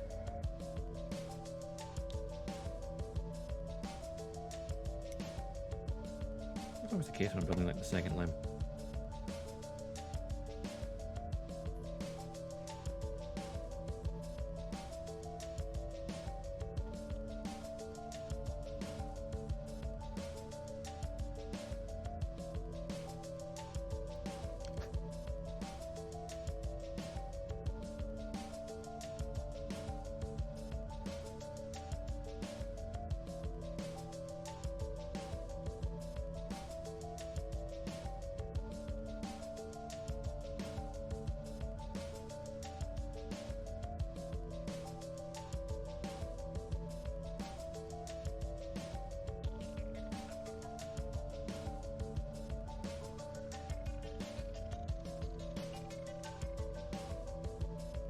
Think about all the kits I've currently got.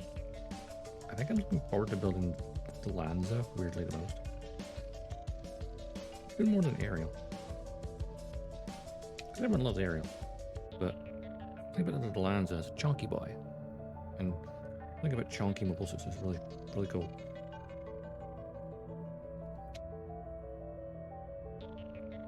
Of course, with Farak, I need to build that.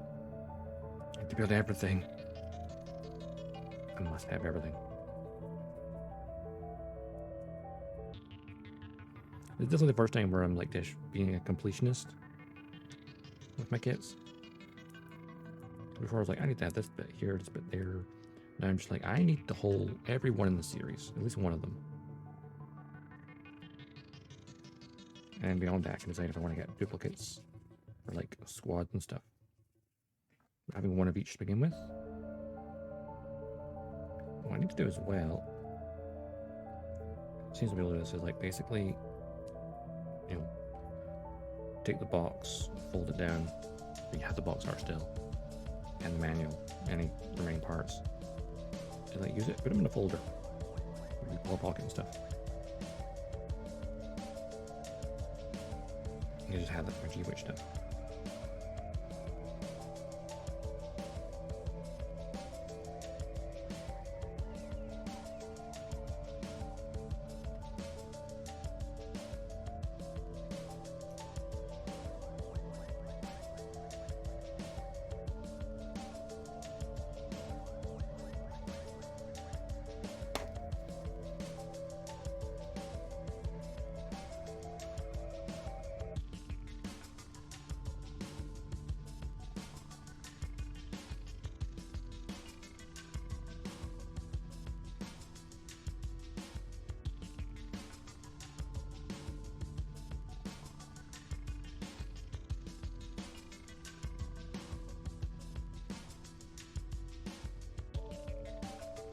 I'm considering though, right?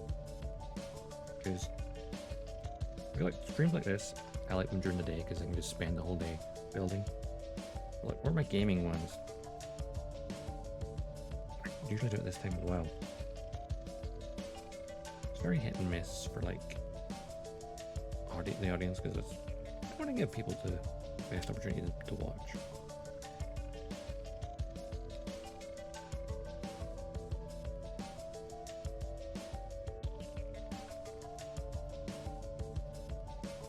That's part of the learning experience of streaming. Figuring out what works best streaming wise for both audience and yourself.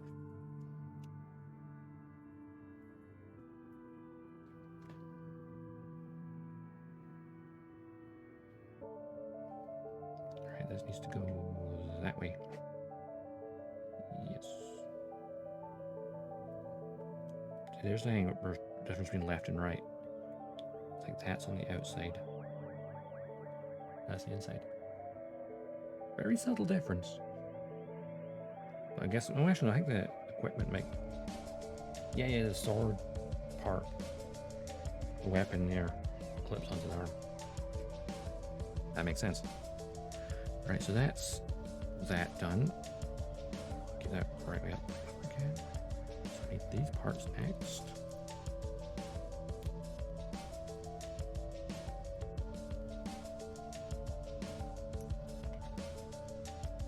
Inside of the shoulder.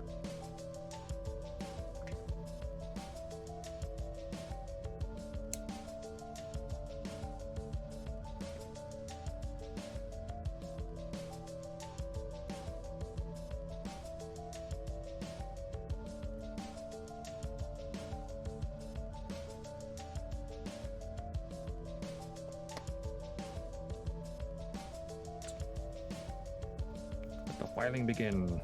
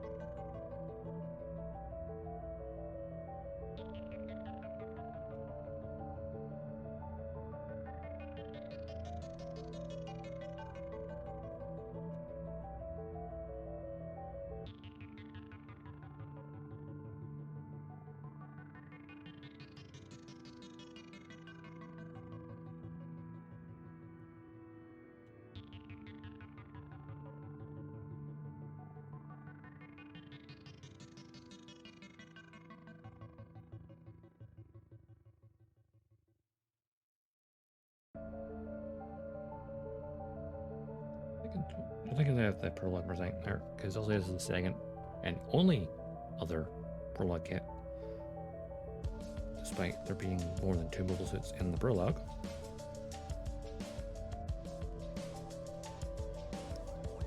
One thing I'm definitely surprised they didn't do is the production version of the Lefrith.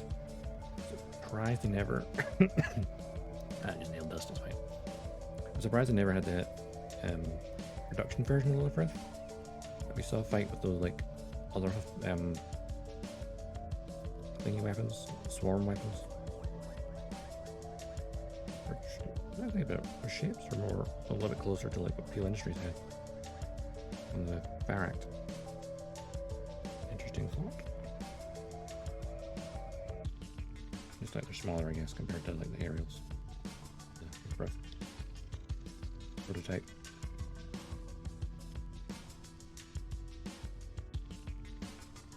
But that's one they still haven't named.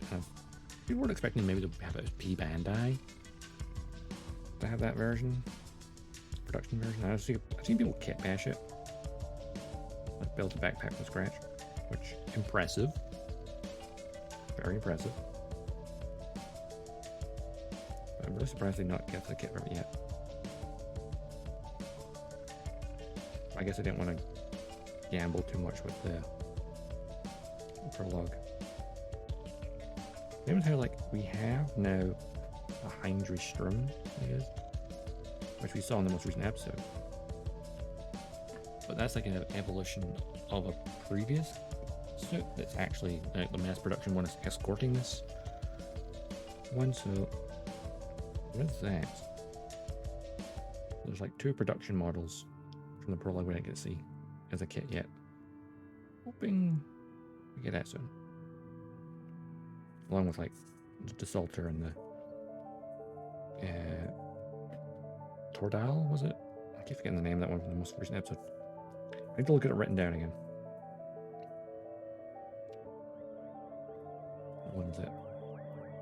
Dawn of Fold Head.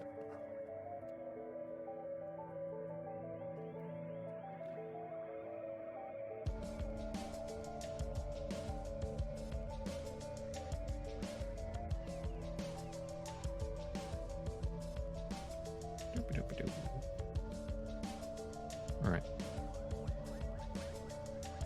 Get this last little nub on this part. I can put these parts together, then get the sticker.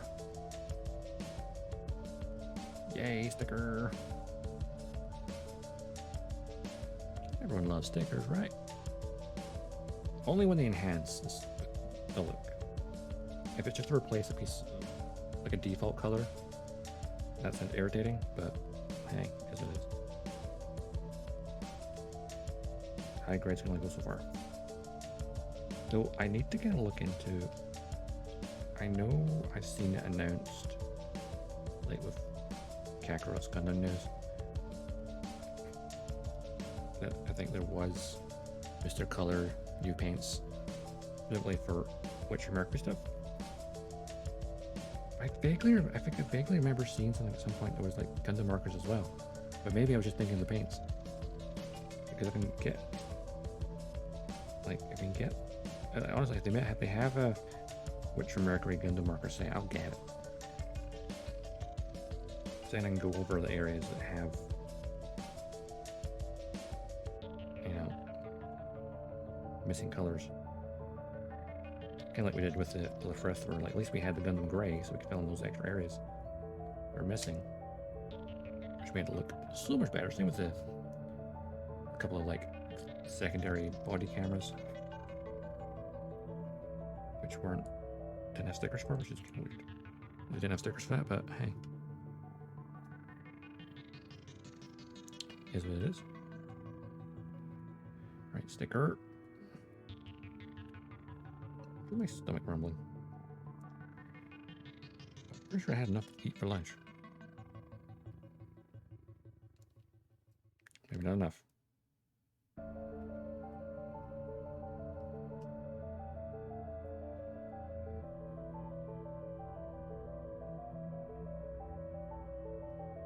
I suppose we're approaching 5 o'clock, so it makes sense. Wait, I've got 3.5 hours. definitely gotta get this arm done, and then we can start on the lower body next time.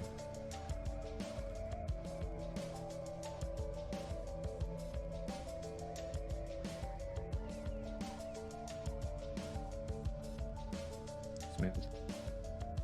First try. I suppose I got more experience from the previous one. That does help.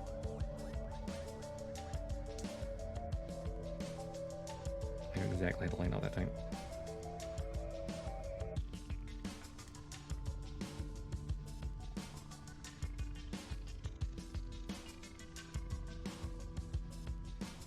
I think I scratched it ever so slightly with the tweezers there.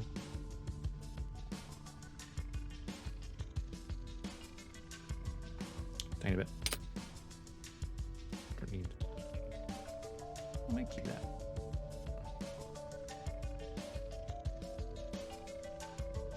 I need to take apart again later to put things in the kind of lines inside of here later.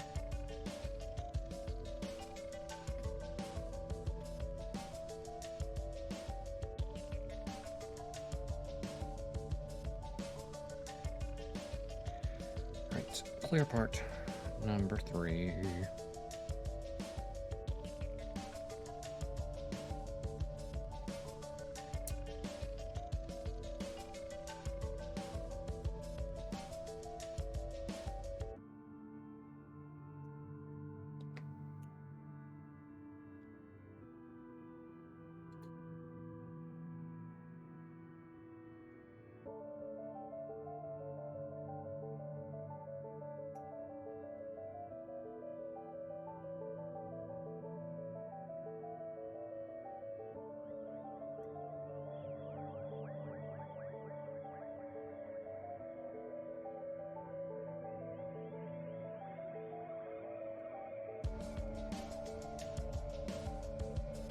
Trying to not send it as much.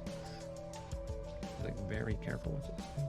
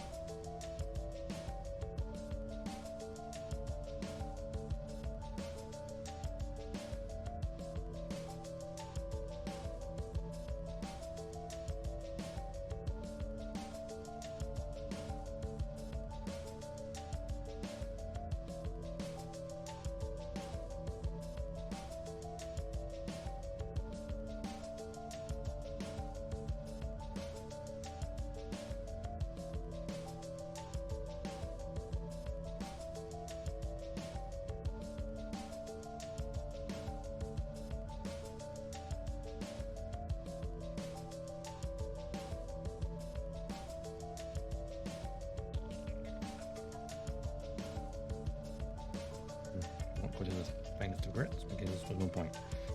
Okay. Plop this in. Will it stay in?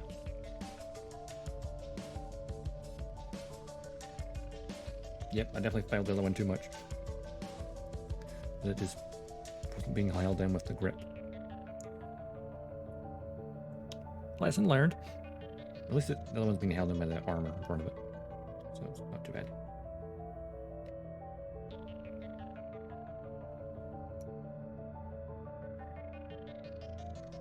And will make it easier to panel it later if it pops back out. Whereas the one I just did, first the version together.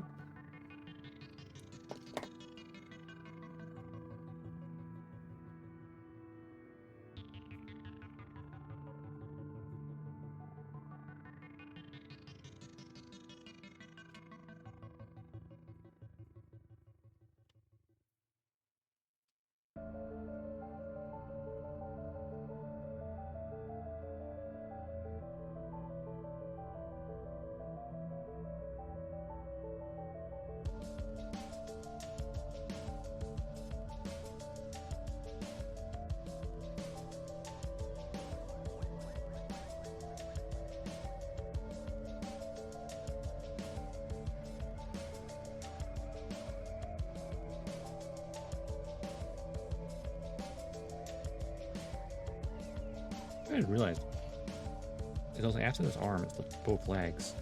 But we already have the waist. Which normally, like, the legs and the waist would be the next part. Because the waist is literally a lower torso itself. There's no need for anything in between. It does mean it has no rotation at the hips, though. For the lower waist. Now that I think about it. So its mobility will be slightly limited. But damn, does it look good. At the end of the day, that's the most important part, right? Articulation's good, but visuals I think better. The rule of cool will always prevail.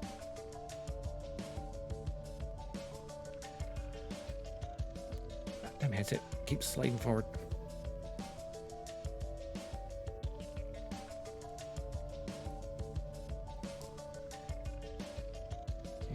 And next is these bits. And it'll be the joint and the hand. Cool.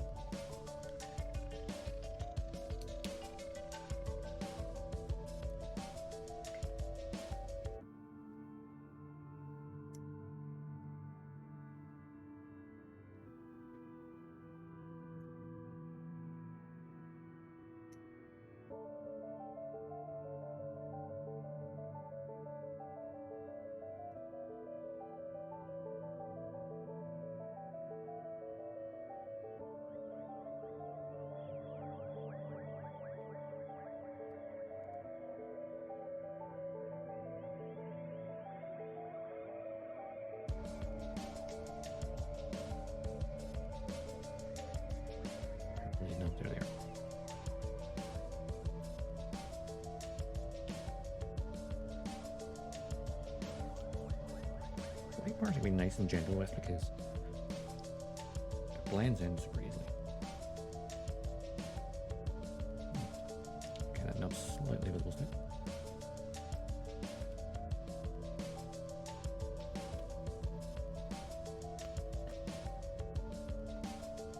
Easy preserve, lemon squeezy,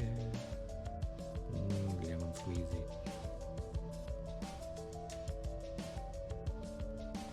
And like squeeze a little bit of lemon on your bush. I do.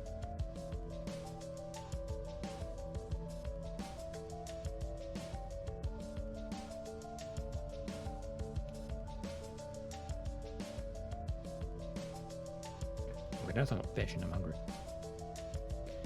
I had fish last night though.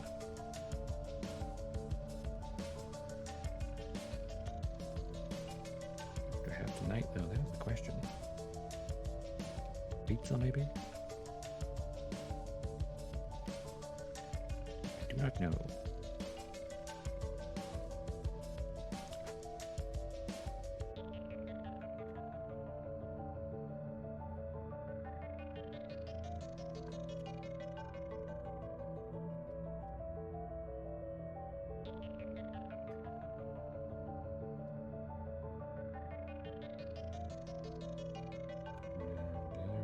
There and there, okay.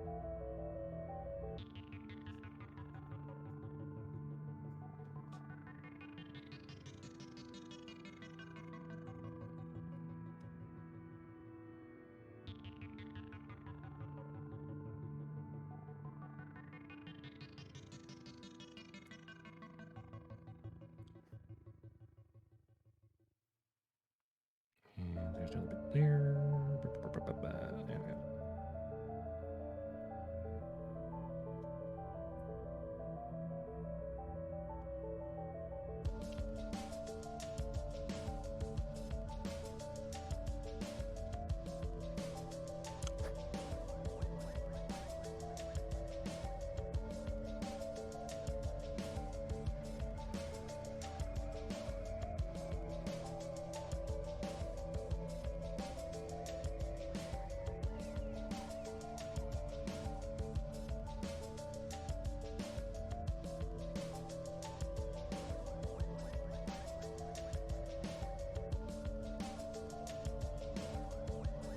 Shoulder. Here's the hand, and shoulder joint.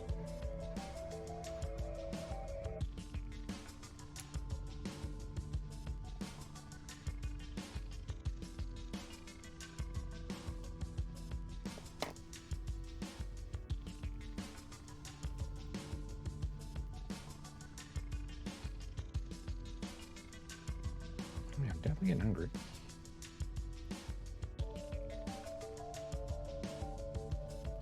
Should have ate more for lunch.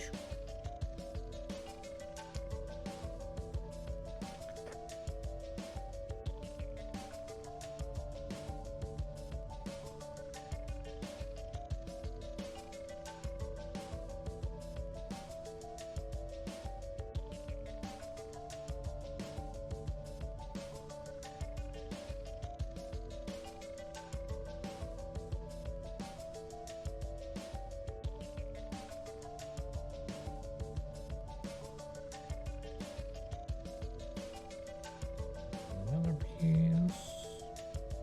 Actual shoulder set.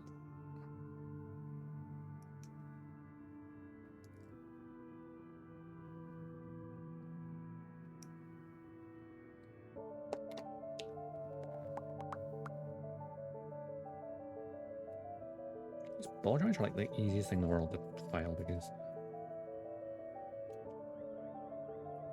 it doesn't matter if it's perfect. The joint still works. Just smooth it out. And you're good to go.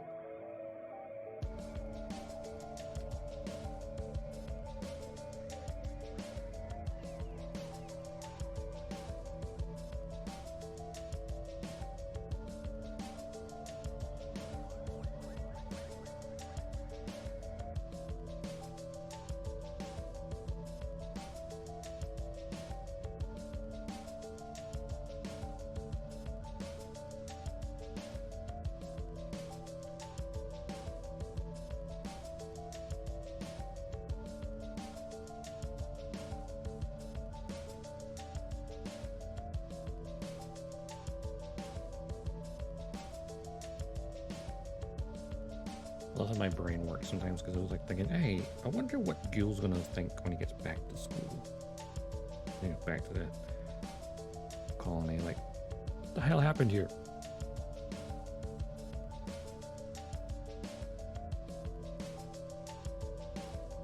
Or when Delling wakes up, like, what the hell's going on?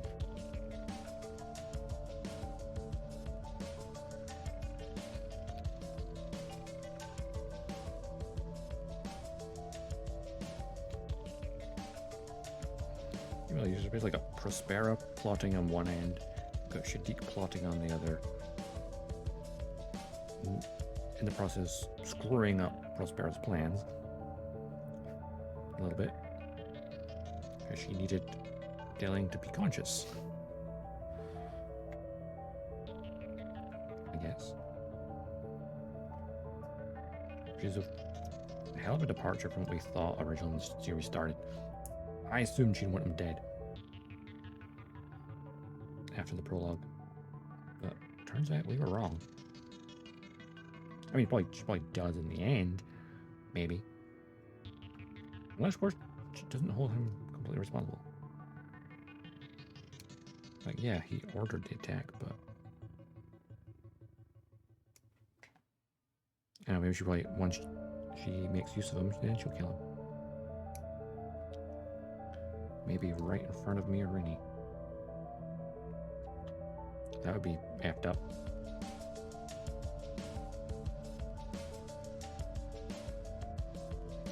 Like, use him while you can and then take him out. Gundam curse.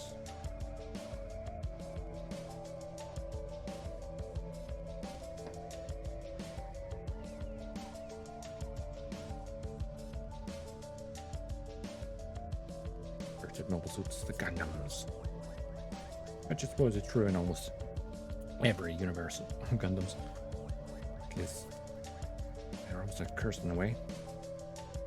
Actually, like, if you step into a cockpit of a Gundam, that's a curse no matter what universe it is. That thing is going to F up your life. And the life of others. it might be the mobile suit that saves the day, but it causes the people inside them so much trauma. I suppose Solea's not got much trauma, but she's causing trauma to those around her. Especially Ghoul.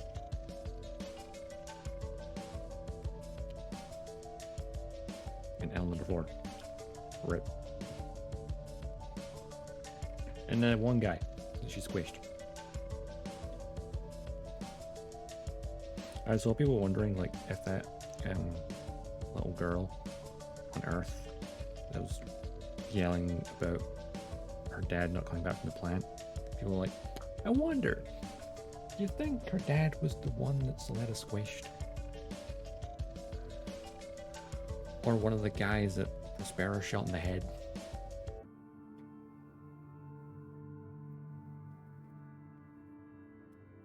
Could be either. Don't recall any of the desultors getting destroyed. So, I guess that makes sense.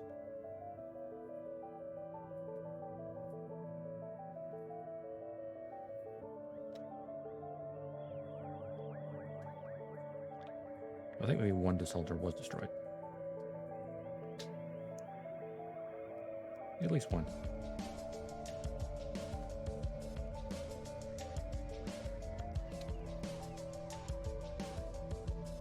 But Ghoul, he tried. He tried, and he failed. Which is just Ghoul's existence at this point. And when he did succeed, he killed his father. Yikes.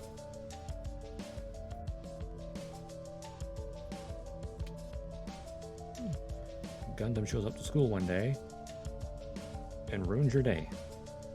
Not just your day, your life. In contrast, it made Mirini's life better. By a long way. So, like, the girls are winning, but Ghoul, my boy, you're losing. Big time.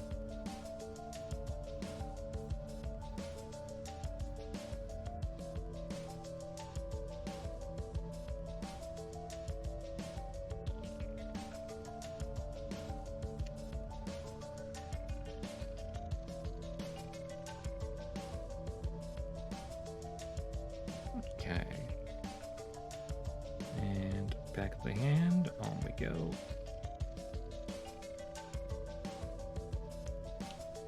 Attach the hand. Like to go on, there we go. It's a tight fit for the hand. It really is. And arm on. There we go. That's not none on the way. There we go. Gotta say, the color scheme of this is pimpin'. I mean, look at this thing. It's gorgeous. Not just the upper part. Stuff to do the legs and the backpack and the weapons. It's got that classic backpack adapter section. And of course all the paneling and any extra details.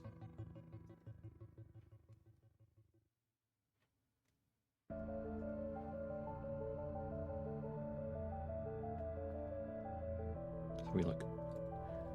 So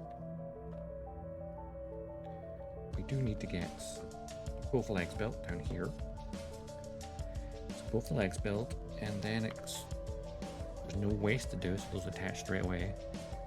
And then there's a backpack, which takes a few bits to do. Actually, the backpack's still probably the most complicated build. Because it's this. It's like this bit and this bit. I think the color correcting stickers are on the backpack. Or at least two of them are. Oh, those ones, okay. Inside the little tail section. It's not too bad.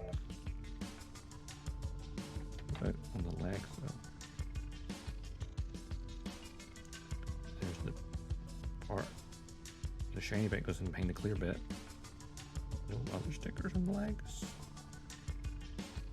What's those big purple ones for?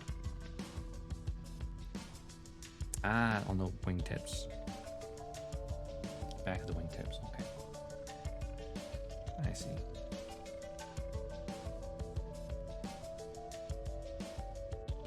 I think I see. Yeah. So these are legs. Number 6s. 7 and 8's the back of the tail. Number 6. Oh, number 6 is on that. Now, what's numbers 9 and 10 for? What is number 9 and 10 for?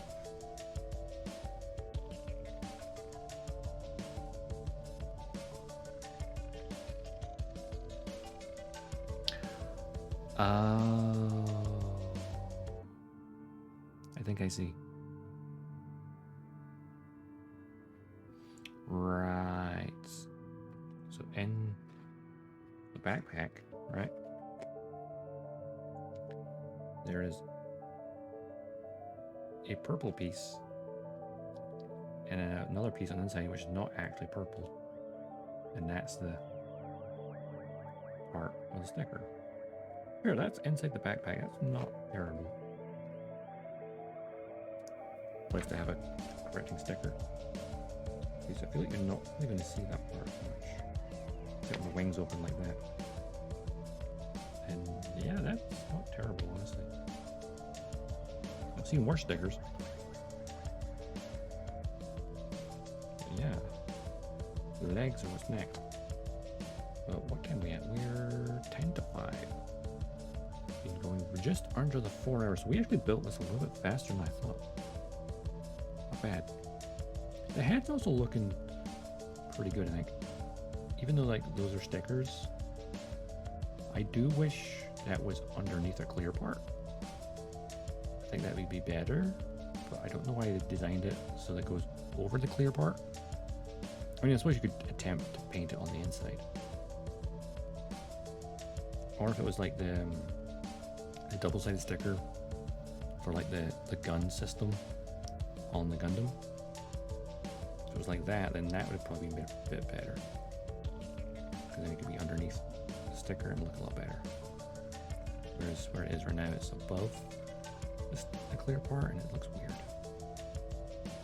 But the clear part on the shoulders out there look nice. Just a shame the head is not designed that way. So you can have the clear plastic or you can put a sticker over it. There's no underneath. Same for like the cockpit. A little clear bit here. I think it really needs something on the inside of it.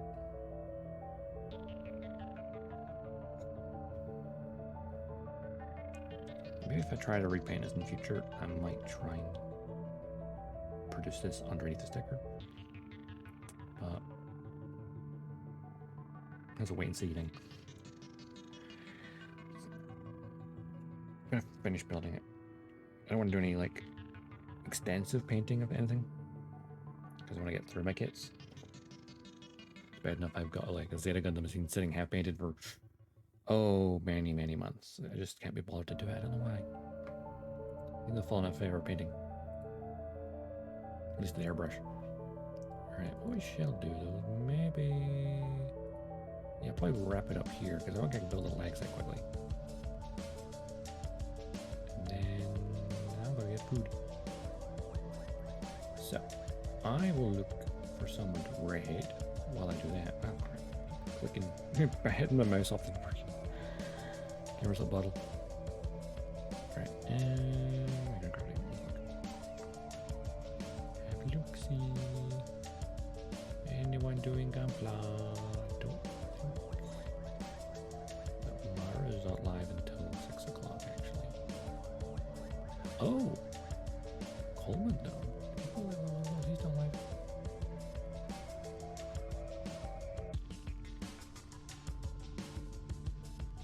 So Coleman's still alive. I might raid him.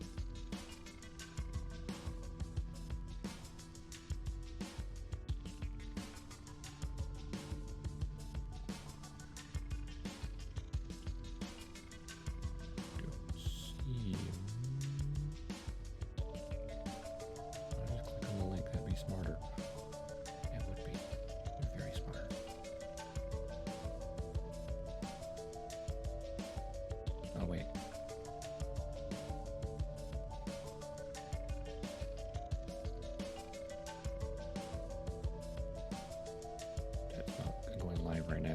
Oh no, we finished 3 hours ago. Yeah. That'd be why. Oh well. What else is live? Let's have a look. Gundam. Gunpla. 2 people doing Gunpla. One of which is me. I thought I saw someone else doing Gundam. Just didn't do the Gunpla tag. Nope, that's just me. Okay, I thought I saw someone else doing that.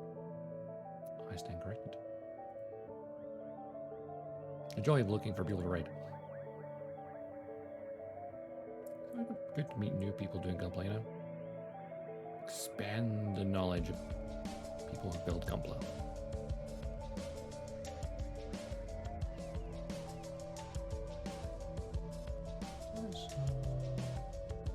Unless they just finished their stream, that's why I couldn't see them anymore. Might be the case. Well, let's have a look. And there was one other person doing Gunpla, I think. And let's go to them, shall we? Maybe. Couple of mistyped. Joy of having your keyboard off to the side corner. Unless I keep rambling for long enough and then Myra goes live. But I don't think she's live until like an hour from now. Schedule. Yeah, okay, makes sense. It's an hour from now. Never mind. Okay. EXE 720. Gunpla. Oh, are they building the area? I think they are. Let's have a look. Yeah, they're building aerial. Let's go right down then. Keep the G-Witch alive. Of course. Oh yeah. If you've been lurking and enjoying the stream, do drop a follow. You can also find me over on Twitter. What the hell side that is. And my Discord. Of course, stream updates, and of course, sharing your own Gundam stuff as well. Or just any crafting in general. There's a nice little section there for it. And oh yeah, YouTube has the archives. Let's go with that. Do check those out. And of course, I will be back. Well, the next week's gonna be the thing, right? So the next day I have off work is Friday, which is also my birthday. So I will not be in the house, at least for part of the day. But in the evening, well, you know what else happened? Because Friday is my birthday. But it is also the same day that Jedi Survivor comes out. So Friday evening, I think you know what we're probably going to stream. Jedi Survivor. That will be birthday stream. Nothing too fancy. Just Jedi Survivor. And then I think Saturday's the next day after that. I'll have a schedule up probably on Thursday evening anyway. Until then, let's go raid, shall we? Me have arrived. I spelled it right first time. I am a genius.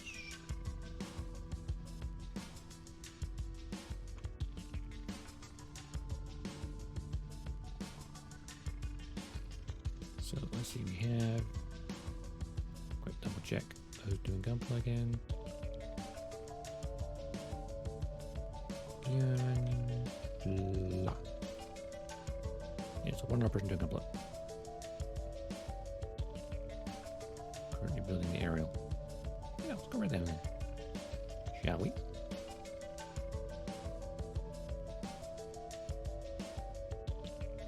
X. Let's go right X. They seem cool. Nope, that's the wrong button. Hit the right channel button. So let's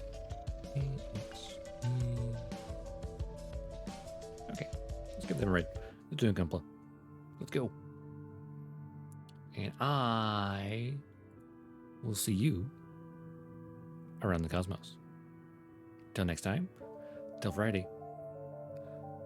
Enjoy the rest of your week, and I will see you around the cosmos. I said that right, didn't I? Oh, anyway. Dodgestar. Sign off. Bye-bye.